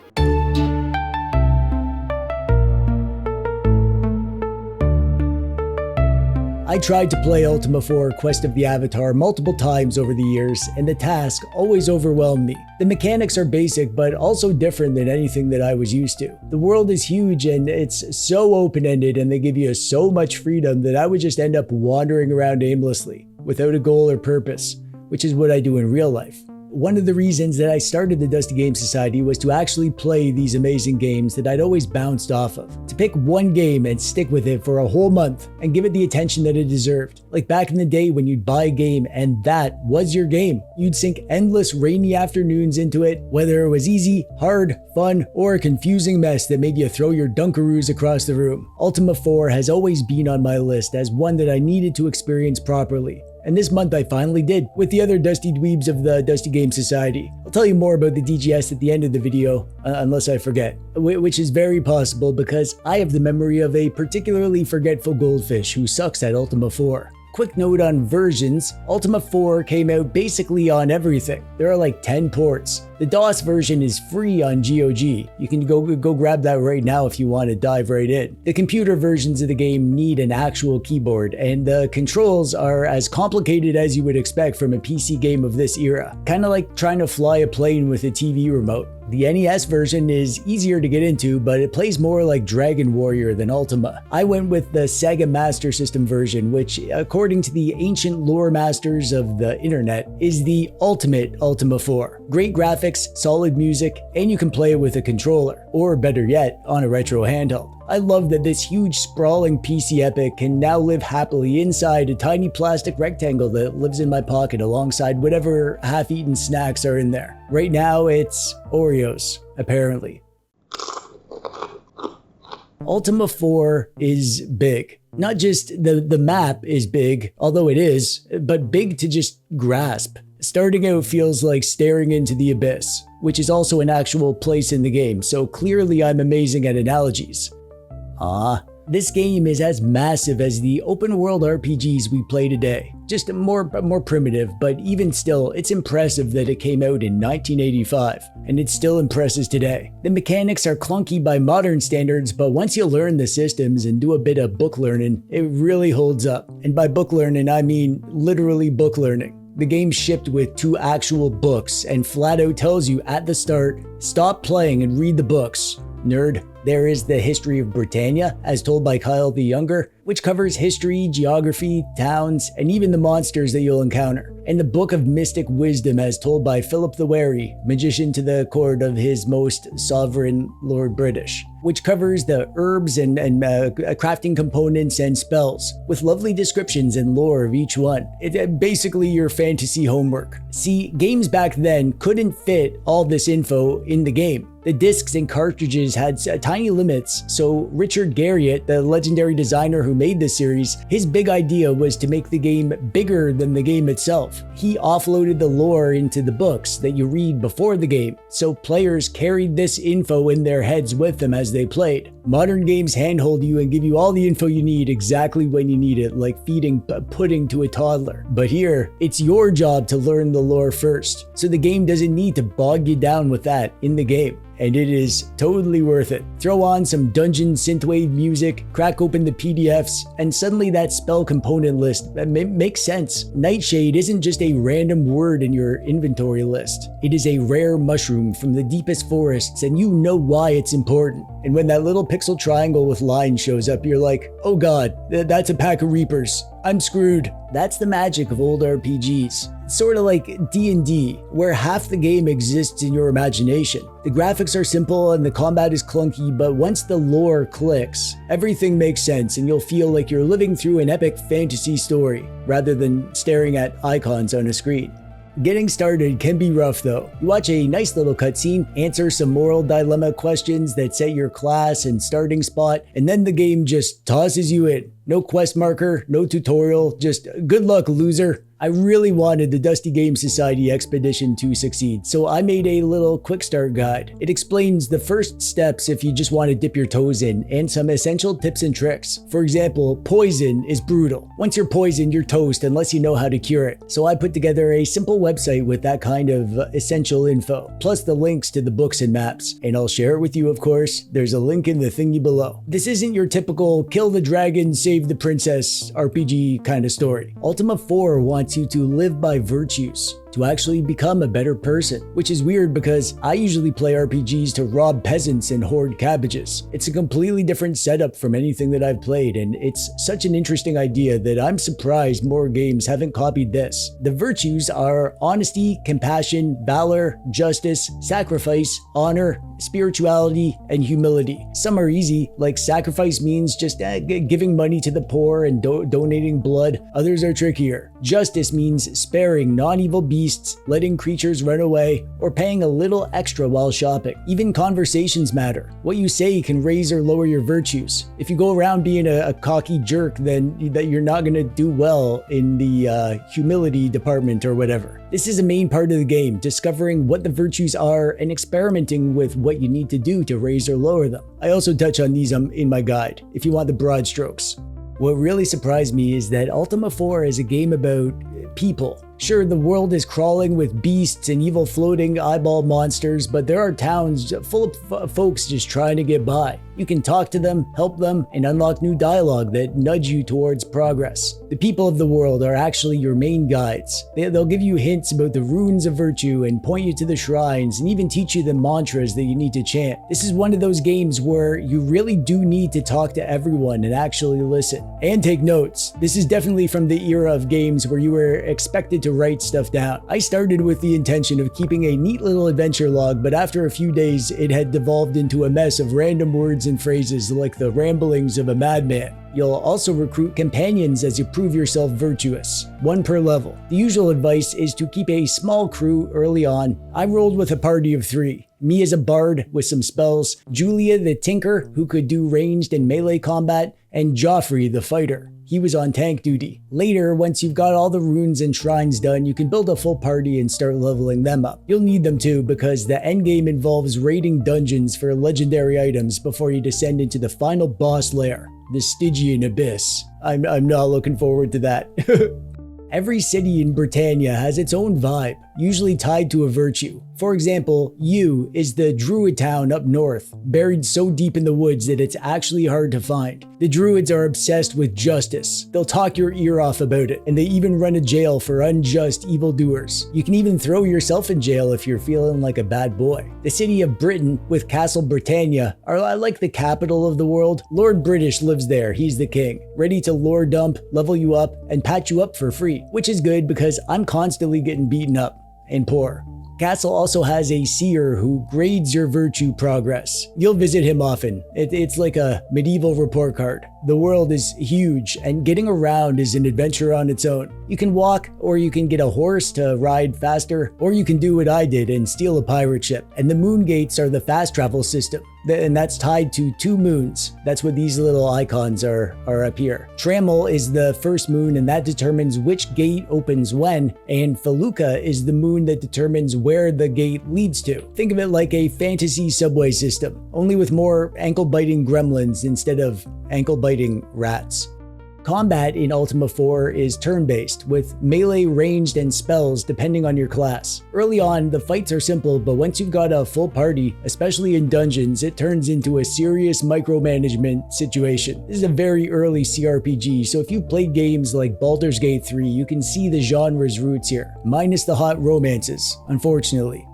Although, the basics of combat is, you'll always want to bring a spellcaster. Keep stocked up on reagents and mix up essential spells like Cure and Heal. Optionally, you can get some damage spells like Fireball. Gear up with the best armor and ranged weapons that you can afford, and then rampage across the land, smiting anything in your way. The enemies have their quirks. Some have poison, some put you to sleep, but overall it's pretty straightforward. Move, attack, cast spells, repeat. Each version of Ultima 4 has its own look, from the Pip-Boy style graphics of the Apple II to the spiffy DOS remake, but I think the Sega Master System version is the one that holds up the best. The art is bright and colorful, and it makes exploring the world feel whimsical. The sprites are unique, and instead of the clunky first-person dungeons that they did on the PC, it uses a third-person view that makes the whole game feel more consistent. The sound isn't crazy special, but the tunes are super catchy. I played for hours and never once got sick of them. The little jingle that plays when you rest at night is gonna forever live rent-free in my brain. It's my happy place music.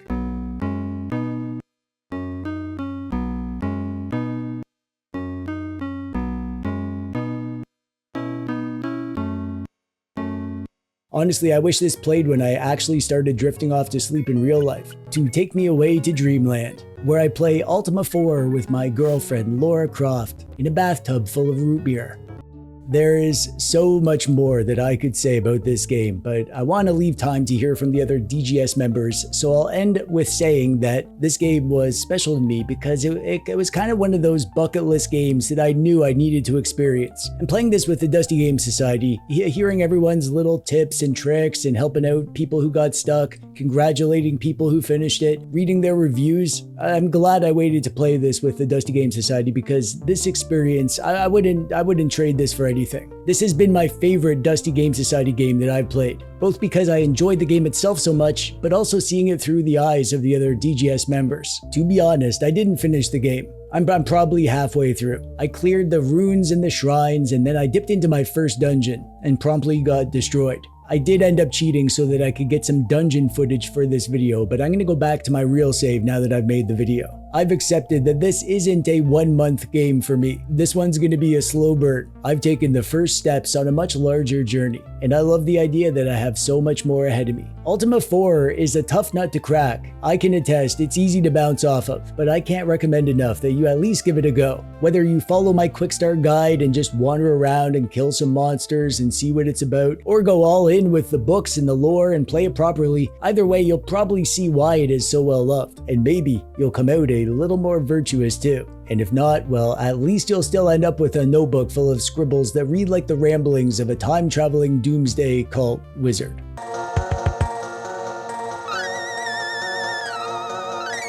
Let me take you back to 1993. The world was simpler, our shirts were tucked in, our root beer was cheaper, and 11-year-old TechDweeb had a subscription to Nintendo Power. That's how we used to find out about new games back in the day, before the internet. Like most 11-year-old boys in the 90s, I was into anything that was gross. Boogers, barf, slime, guts, and anything with cartoon blood. I lived for that stuff. So when I saw the spread for Zombies Ate My Neighbors, I was instantly like, heck yeah. I need that in my life. And it would have been a while before I got to play it, but I did eventually rent it a few times, and I loved it back then, and I loved coming back to it this month. And Ghoul Patrol was pretty good too. We'll talk about that at the end. Zombies Ate My Neighbors is like every horror B-movie made into an arcade game. It came out on the Super Nintendo and Sega Genesis. Today, if you want to play these games, you've got some options. There's Zombies Ate My Neighbors and Ghoul Patrol, which is a re-release on modern consoles and PC. And of course, you can emulate either the Super Nintendo versions or the Sega Genesis versions, although the general consensus is that the Super Nintendo version is the superior version.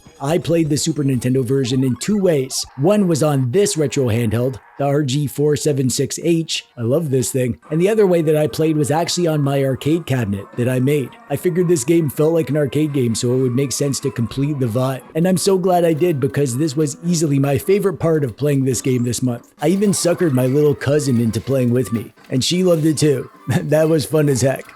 You play as Zeke and Julie, two rad teens armed with squirt guns, soda cans, and unrelenting 90s attitude. The world's been overrun by classic horror movie monsters like zombies and vampires, giant ants, mummies, chainsaw murderers, axe-wielding kids, and your job is to save your neighbors before they get eaten by zombies, like the title implies. There's no deep lore, no NPCs to talk to, just you, your buddy, hopefully, and a world full of monsters who want to eat you in the face. You know how most arcade-style run-and-gun games are like 6 to 8 levels long? Maybe 10 if they're feeling spicy? Zombies Ate My Neighbors laughs in your face with its 55 levels. 55!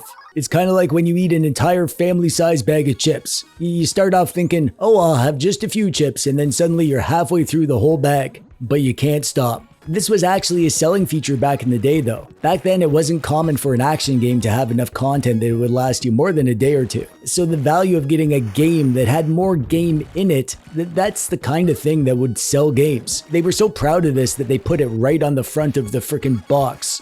This is a top-down run-and-gun with a twin-stick feel, except you only have one stick because it's the Super Nintendo. You explore levels that are actually quite varied. Some of them are open, some of them are tight, some of them are maze-like. Every level starts the same. You drop in, check your radar, and run like your life depends on it, because it does. You'll be collecting lots of keys, opening up lots of doors, dodging enemies, and hunting down every last neighbor before they're eaten. It's frantic and a little bit stressful, like a race against time in your health bar. You feel like you want to get in and save these doomed souls and get out before you soak up too many werewolf maulings. The controls are tight, but the screen is a little cramped. It's hard to tell how to get places, and you'll lose neighbors because you didn't know a zombie was waiting just off screen. I think as long as you don't care too much about doing well in the game, that's not a problem. But it's a bit frustrating when the neighbors get eaten right in front of you and there was literally nothing you could have done to stop it. There's no save points in the game, however, there is a password system.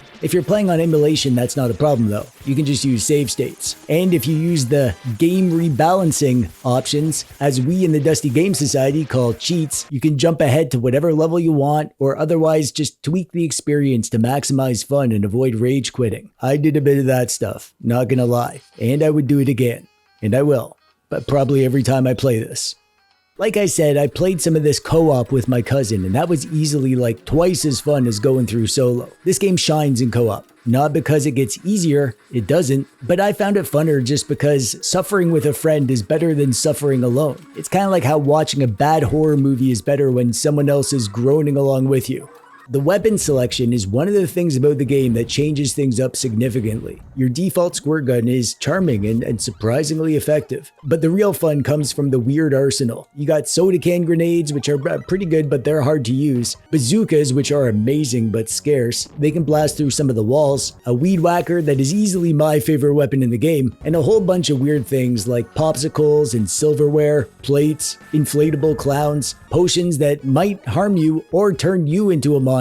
You don't know, it's random, it's a gamble. just like life if you think about it. But I'm not going to get deep into the philosophy of Zombies Ate My Neighbors. It's just too deep for a video like this.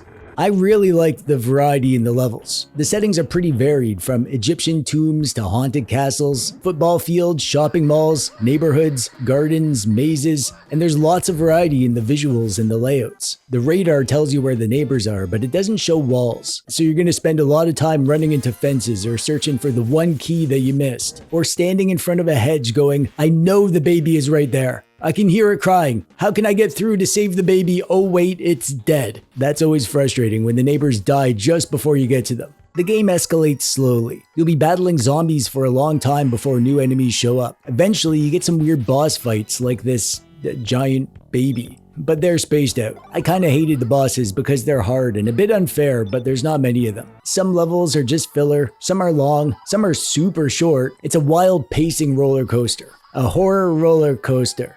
That is hard to say, man. Wow. A horror roller coaster. I'll see myself out. This game looks amazing. Super Nintendo era pixel art at its finest. Just pure Saturday morning cartoon chaos. You got big bold sprites, colorful environments, and expressive character designs. Zeke's glasses are too cool for school. The zombies lurch around with a gross but kinda cute charm. The cheerleaders look, confused. Always. Like they're wondering why they're in this game. It's got that early 90s pixel art that wasn't trying to be timeless, but it totally ended up that way. And the sound is pretty good. Bouncy, spooky soundtracks that do well to set the mood. The sound effects are great too, if a bit repetitive. Squishes and zaps and chainsaw buzzes, it all works as you'd want it to. Look, I love this game, but it also makes me want to throw my handheld across the room sometimes. The pacing is the main problem, I think. Early levels are slow and easy, mid-game gets repetitive, and late game is brutally hard. It doesn't ramp up so much as it lulls you into a false sense of security and then drops a werewolf tornado on your face. And like I said, I hated the bosses, especially how for lots of them it feels like you're expected to have the right weapon at the right time or you're toast. Like, I wish I knew I needed to budget those soda grenades I wasted 3 levels ago. However, cheats and save states were made for this game, and it basically eliminates most of my frustrations. You'll want infinite lives, you'll want level selects to get back to where your previous journey ended, maybe some extra weapons or even invincibility to get through some particularly tough levels. This game isn't balanced and fair, so don't feel guilty. Do whatever you need to do to enjoy the game and have fun. No judgment in the Dusty Game Society. And now we have a bonus mini review for Ghoul Patrol, the sequel that no one asked for. And this one's, weird. It looks like Zombies Ate My Neighbors. It sorta plays like it, but something's off. Not in a terrible way. I still had lots of fun personally, but it's a bit weird coming to this directly from Zombies Ate My Neighbors. They actually tried to have a story here. There's something about a haunted book, time travel, and ghosts. Julie and Zeke return, but their animations are like, clunkier, I guess. Like you're running through mud all the time. It's technically more advanced in a few areas, but it lost that chaotic spark a bit. It just kind of feels like a school project turned in late. Not bad, just weirdly lifeless, which I guess sort of fits considering it's a game full of undead things. It's shorter, which may be a good or bad thing depending on how you like these things. Still, I did have fun with it, and if nothing else, it's worth playing for curiosity's sake.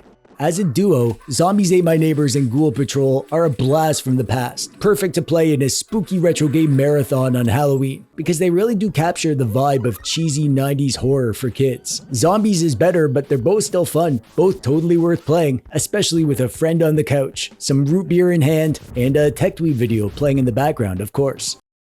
Goldeneye 007 on the Nintendo 64. I remember when the N64 was released. Everyone was talking about it. I didn't have one because I was a humble peasant with a 386 computer, but a couple of my friends did, so I'd go to their house to get my 3D gaming fix. When Goldeneye eventually showed up, it absolutely melted my tiny teenage brain. We don't get those kind of generational leaps these days. Modern shooters kind of blend together, just kind of the same thing over and over, but back then, GoldenEye 007 felt like a leap across dimensions. It basically kickstarted console shooters. The impact can't be understated. And here today in the Dusty Game Society, we're gonna honor that legacy while also fairly pointing and laughing at its many, many shortcomings.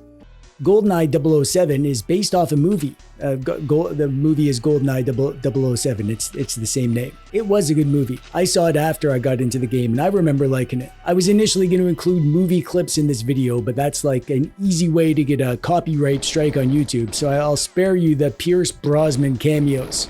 Well, maybe just one. Vodka martini. Shaken, not stirred.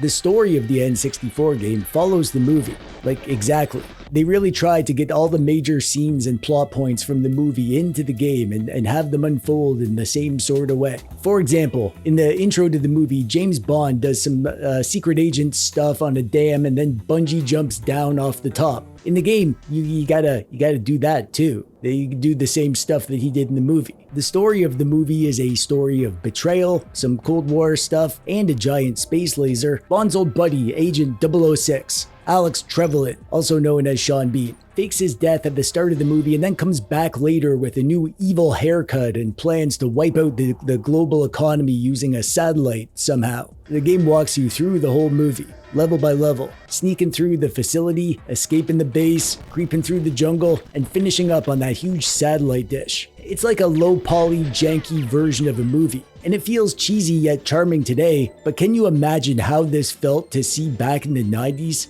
I mean, I can because I was there, and you probably can considering my audience demographic, so I guess just remember how it felt. Gameplay-wise, let's address the major issue that you will encounter if you play this today. The controls are very bad. Like, very bad. Not just because the N64 controller was an unholy abomination, not just because this is an early console FPS game where they hadn't figured out the best way to do first-person controls, so every game tried to reinvent the wheel. No, I mean, even when you get used to the controls, even if you remap the controls to make sense in a modern layout, which is what I did, even with all that, the controls are super awkward. The aiming is imprecise and turning is slow. It's like all the characters are moving through slippery yet sticky mud. And also they forgot how to turn their head properly. And also they're drunk. The best way to play this, in my opinion, is to rebind the controls like this. That'll give you a more modern type of layout. And do not rely on aiming with the crosshair. Trust me, just play the entire game hipfire style. It plays really well, and actually I was super impressed at how it felt to play. The guns have a sort of auto-aim when hip firing, and it really gives you the feeling that you're a secret agent man. Secret agent man.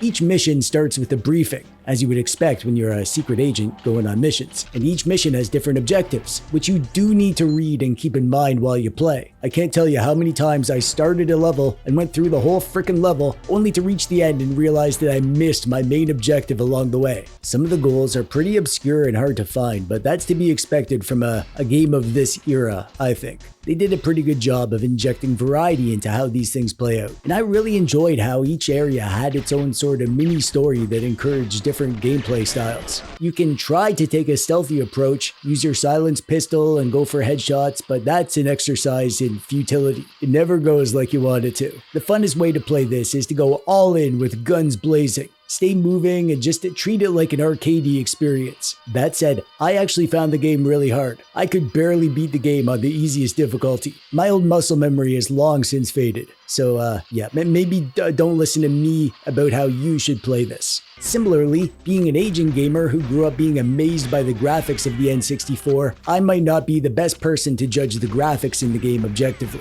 because I think it looks awesome. Like, obviously these are super low poly models with blurry, murky textures that look more like someone printed a picture of someone's face and glued it on a blow-up doll, but I can still put myself in young TechDweeb's off-brand shoes and be amazed at how much they were able to pull off visually. Look, making things that don't actually exist is easy. Like when you do cartoon styles like Mario 64 or whatever, it's easy to make that look good, but achieving any sort of realism is a lot harder. And considering the constraints of the N64, I think they did a great job. The levels have a good amount of variety, with some extra like clutter scattered around to make the rooms feel less like just big empty rectangles, and the levels are huge, and different environments feel different, from outside in the snow to the docks at night, night, and a jungle, and a cave, and tight train corridors, good effects like explosions. They were still learning how to do good graphics and stuff back then. And considering that this is like the dawn of 3D shooters, they came up with some good tricks to achieve what they wanted to do. But to play devil's advocate, even with my freshly polished nostalgia glasses, there is a lot of ugliness here.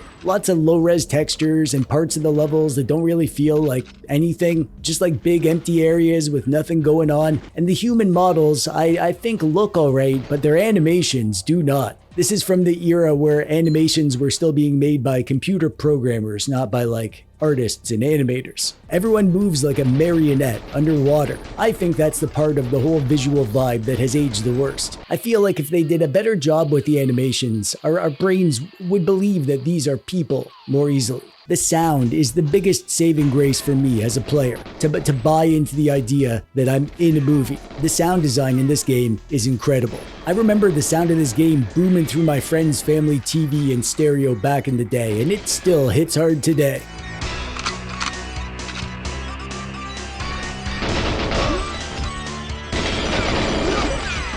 The music is absolutely iconic. Some of the best video game music ever. You've probably seen that like short video about how amazing the menu music is. Yeah, they freaking nailed it. This is the most epic menu music that has ever or will ever exist. And the sound effects are equally impressive. The guns and explosions have actual depth to them, and if you have headphones on, you can clearly hear where they're coming from. I'm no gun expert, but I think the gun sounds are great. Each gun sounds different, from the little thwoop of the silenced PP7 to the blam blam of the DUSTMASTER pistol, the rat-a-tat-tat of the KF7 Soviet, and the ripsaw blast of the RCP-90. All the sounds completely get my buy-in with the world, except for the voice acting, because there is none. N64 carts didn't usually have the space for full voice acting, and I imagine the space budget on this game cart was pretty tight considering how good everything looks. So this is just one of those games from this time where you're just gonna be reading the cutscenes rather than watching them.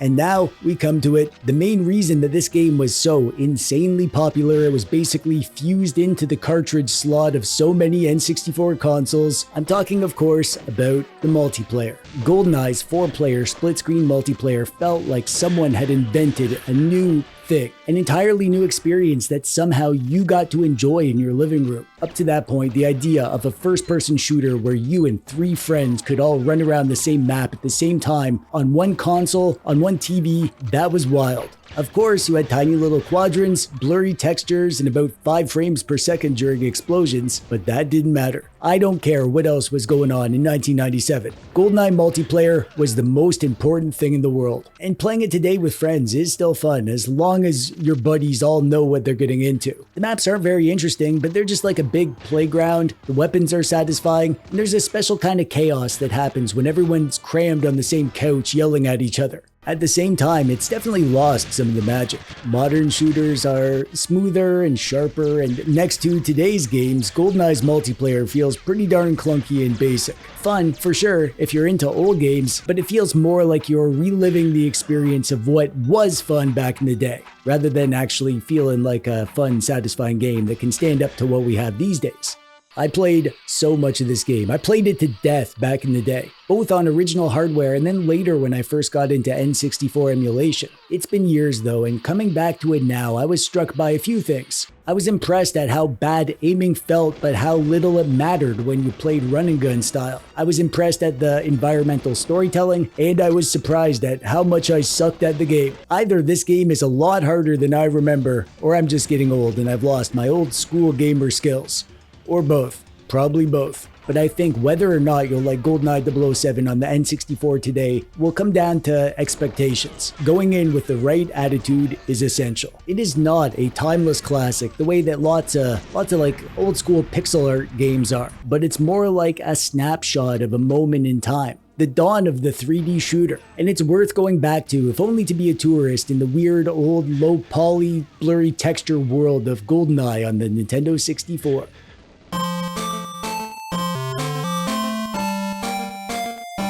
Legend of the River King is a Game Boy era fishing RPG. I know, that sounds like a fake genre that I just invented so I could sound cool, but it's real, it exists, it is cozy, It's weird. It's occasionally frustrating in the same way that fishing is frustrating, which somehow circles back around to being relaxing again. Like how my knees hurt, but it builds character. Probably. This game came out for the Game Boy in 1998, and then it got an upgraded Game Boy Color version. So it's like one of those games from the glory days of the Game Boy, back when handheld RPGs were everywhere and developers were experimenting because no one knew what rules they were allowed to break yet. If you're picking versions, from what I understand, the Game Boy Color version is generally a smoother ride. It looks nicer, it has some extra fish, and it just feels a bit more complete. The original Game Boy version is still charming though. That's the one I went for this month. I wanted to go back to the humble Game Boy.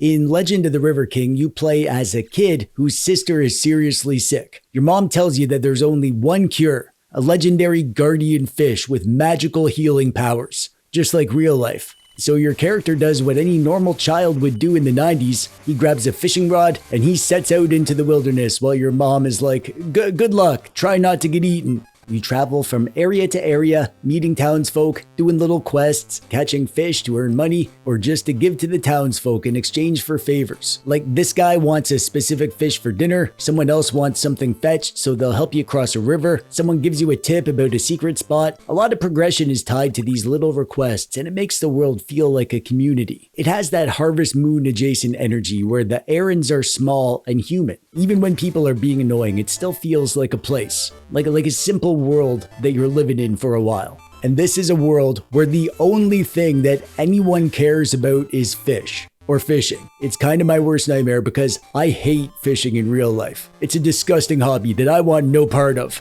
Fish are slimy and gross. No thanks. But I can deal with game fishing. So it's a fishing game, but it's also kind of a cozy adventure game with a gentle rhythm. It has that classic handheld RPG feel where everything is compact and readable and a little bit cozy and cute. Most of the time is spent wandering around the shores, looking for good fishing spots, talking to people, doing little errands, shopping, improving your fishing gear, and doing lots of fishing, of course. That's kind of like the core gameplay loop that you're going to be doing in each area that you go through. There will be some obstacle that prevents you from proceeding, and you're going to need to sort out all the villagers' problems before they'll let you through or give you what you need. And most of the problems are just, I want to fish.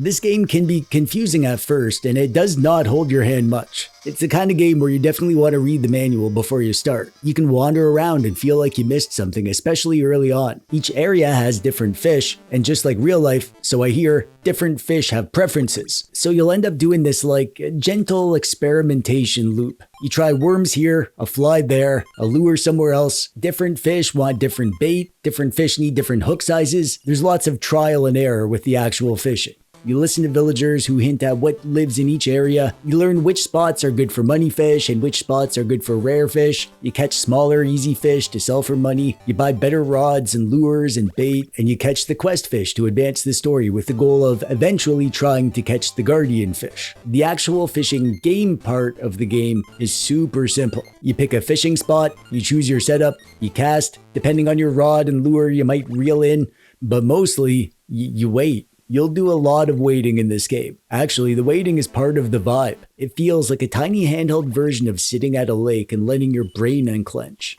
And then you get a little sound effect when a fish bites and you press a button to set the hook. The key thing is you don't want to fight the fish while it's pulling. If you try to force it, you're going to lose the fish. You need to wait until the fish gets tired and then reel it in when it's calm, stop when it struggles, and so on and so forth until you get it to the surface and then you have it. It just shows up in your inventory. Unlike real life, you don't need to deal with a freaking slimy, gross fish in your hands. Have I mentioned I hate fishing? It's simple, but it feels good, especially when you're chasing something big. You get this tension that's not action game tension. It's like patience tension, where you're just begging yourself not to mess it up because you've been trying to catch this frickin' fish for 20 minutes.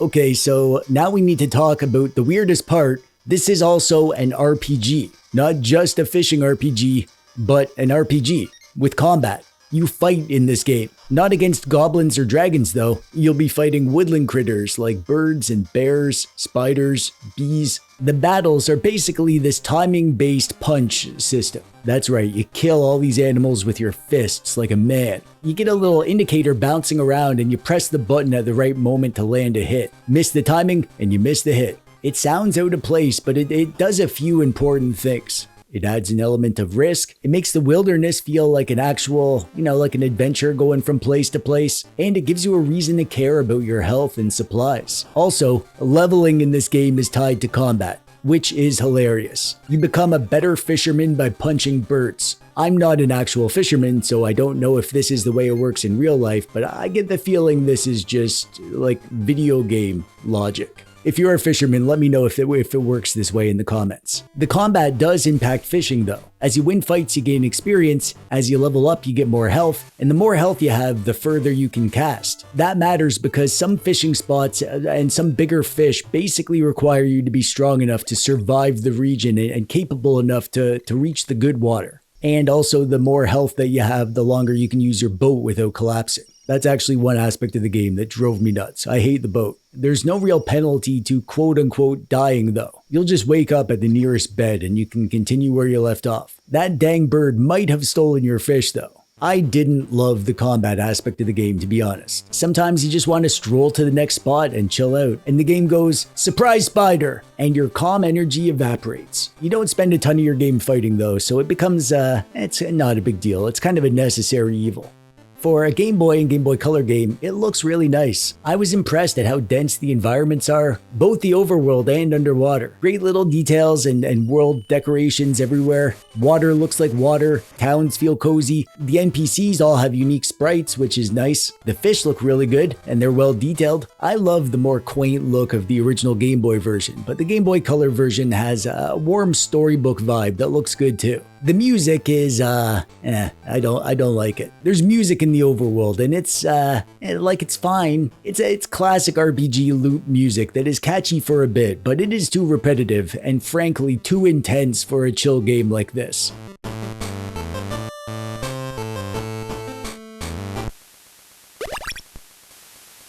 I like that when you're actually fishing, there's no music though. I wish there was an option just to turn off the music entirely, but it's fine. It's not the end of the world. I'm gonna be completely honest with you, I didn't finish the game. I put in a ton of time, but I had a pretty major save game setback at one point where I lost a few days progress. And I didn't rush myself. I didn't look up guides or use cheats. I'm really enjoying taking it slow. I love that the world is just here for me to go and visit and spend some time in. It's so simple compared to our world. I like the idea that I can come back here and progress the story whenever I need to catch my breath. Modern games always feel like they're screaming at you to optimize your approach and get to the end. This game only politely asks you to pay attention. It honestly was a great antidote to the busyness of the holidays. This game won't be for everyone. Fishing requires a lot of patience. There were play sessions where I literally didn't catch anything. It's not a game that you brute force. It's a game that you just exist in. Sometimes you'll get success, but sometimes you won't. And it's on you to just accept that, hey, if the fish aren't biting, it's not worth getting worked up about. Maybe tomorrow will be a better day. That's kind of a deep philosophy for life if you think about it. This game made me think about that. And when a retro game makes you ponder the deep questions, that's like the best gift that a dusty old game can give you. And that's it, my friends. You just witnessed the whole frickin' year of Dusty Game Society reviews. Sorta. My full videos have a ton of extra stuff, so make sure you check out some of those when we're done here. But first, if you'll indulge me, let me just say that the Dusty Game Society is like my favorite thing that I do here on my channel. It's a retro gaming book club that I get to host, and each month I pick a game for us to play, chosen with the utmost care to create a retro game journey through the greatest games of all time. We play it together, help each other out, and offer emotional support for corrupt save files and janky boss fights. The Dusty Game Society is a perk that I offer to the patrons of TechDweeb, a fun way for me to hang out with and show my thanks to the cool dweebs who support the important work that I do. If you're interested in doing that sort of thing and becoming an official Dusty Game Society member, there's a link to more info in the thingy below. And before I wrap up, I gotta say to everyone who supported me, all my patrons and channel members who threw money at a stranger on the internet, you guys are literally the reason that I can do what I do. Your support, even if it's a little bit, it adds up and it makes this a thing that I can spend all my time doing. And it's because of you that I can make better videos and have the time of my life doing it. So thank you to everyone who supported me this year. It honestly means the world to me. I will now pour you a tiny root beer as a show of my gratitude. There you go. That's for you, I guess. I mean, you can't drink it, and I'm not gonna let it go to waste. So, you know. And that's it. Another year of the Dusty Game Society. Done and dusty, just the way we like it. Stay tuned for new DGS videos each and every month. If it all goes according to my plan, 2026 is going to be so good that 2025 will look like total garbage. If you can believe that. But that'll do it for today. From all of us at the Dusty Game Society, stay dusty, my friends.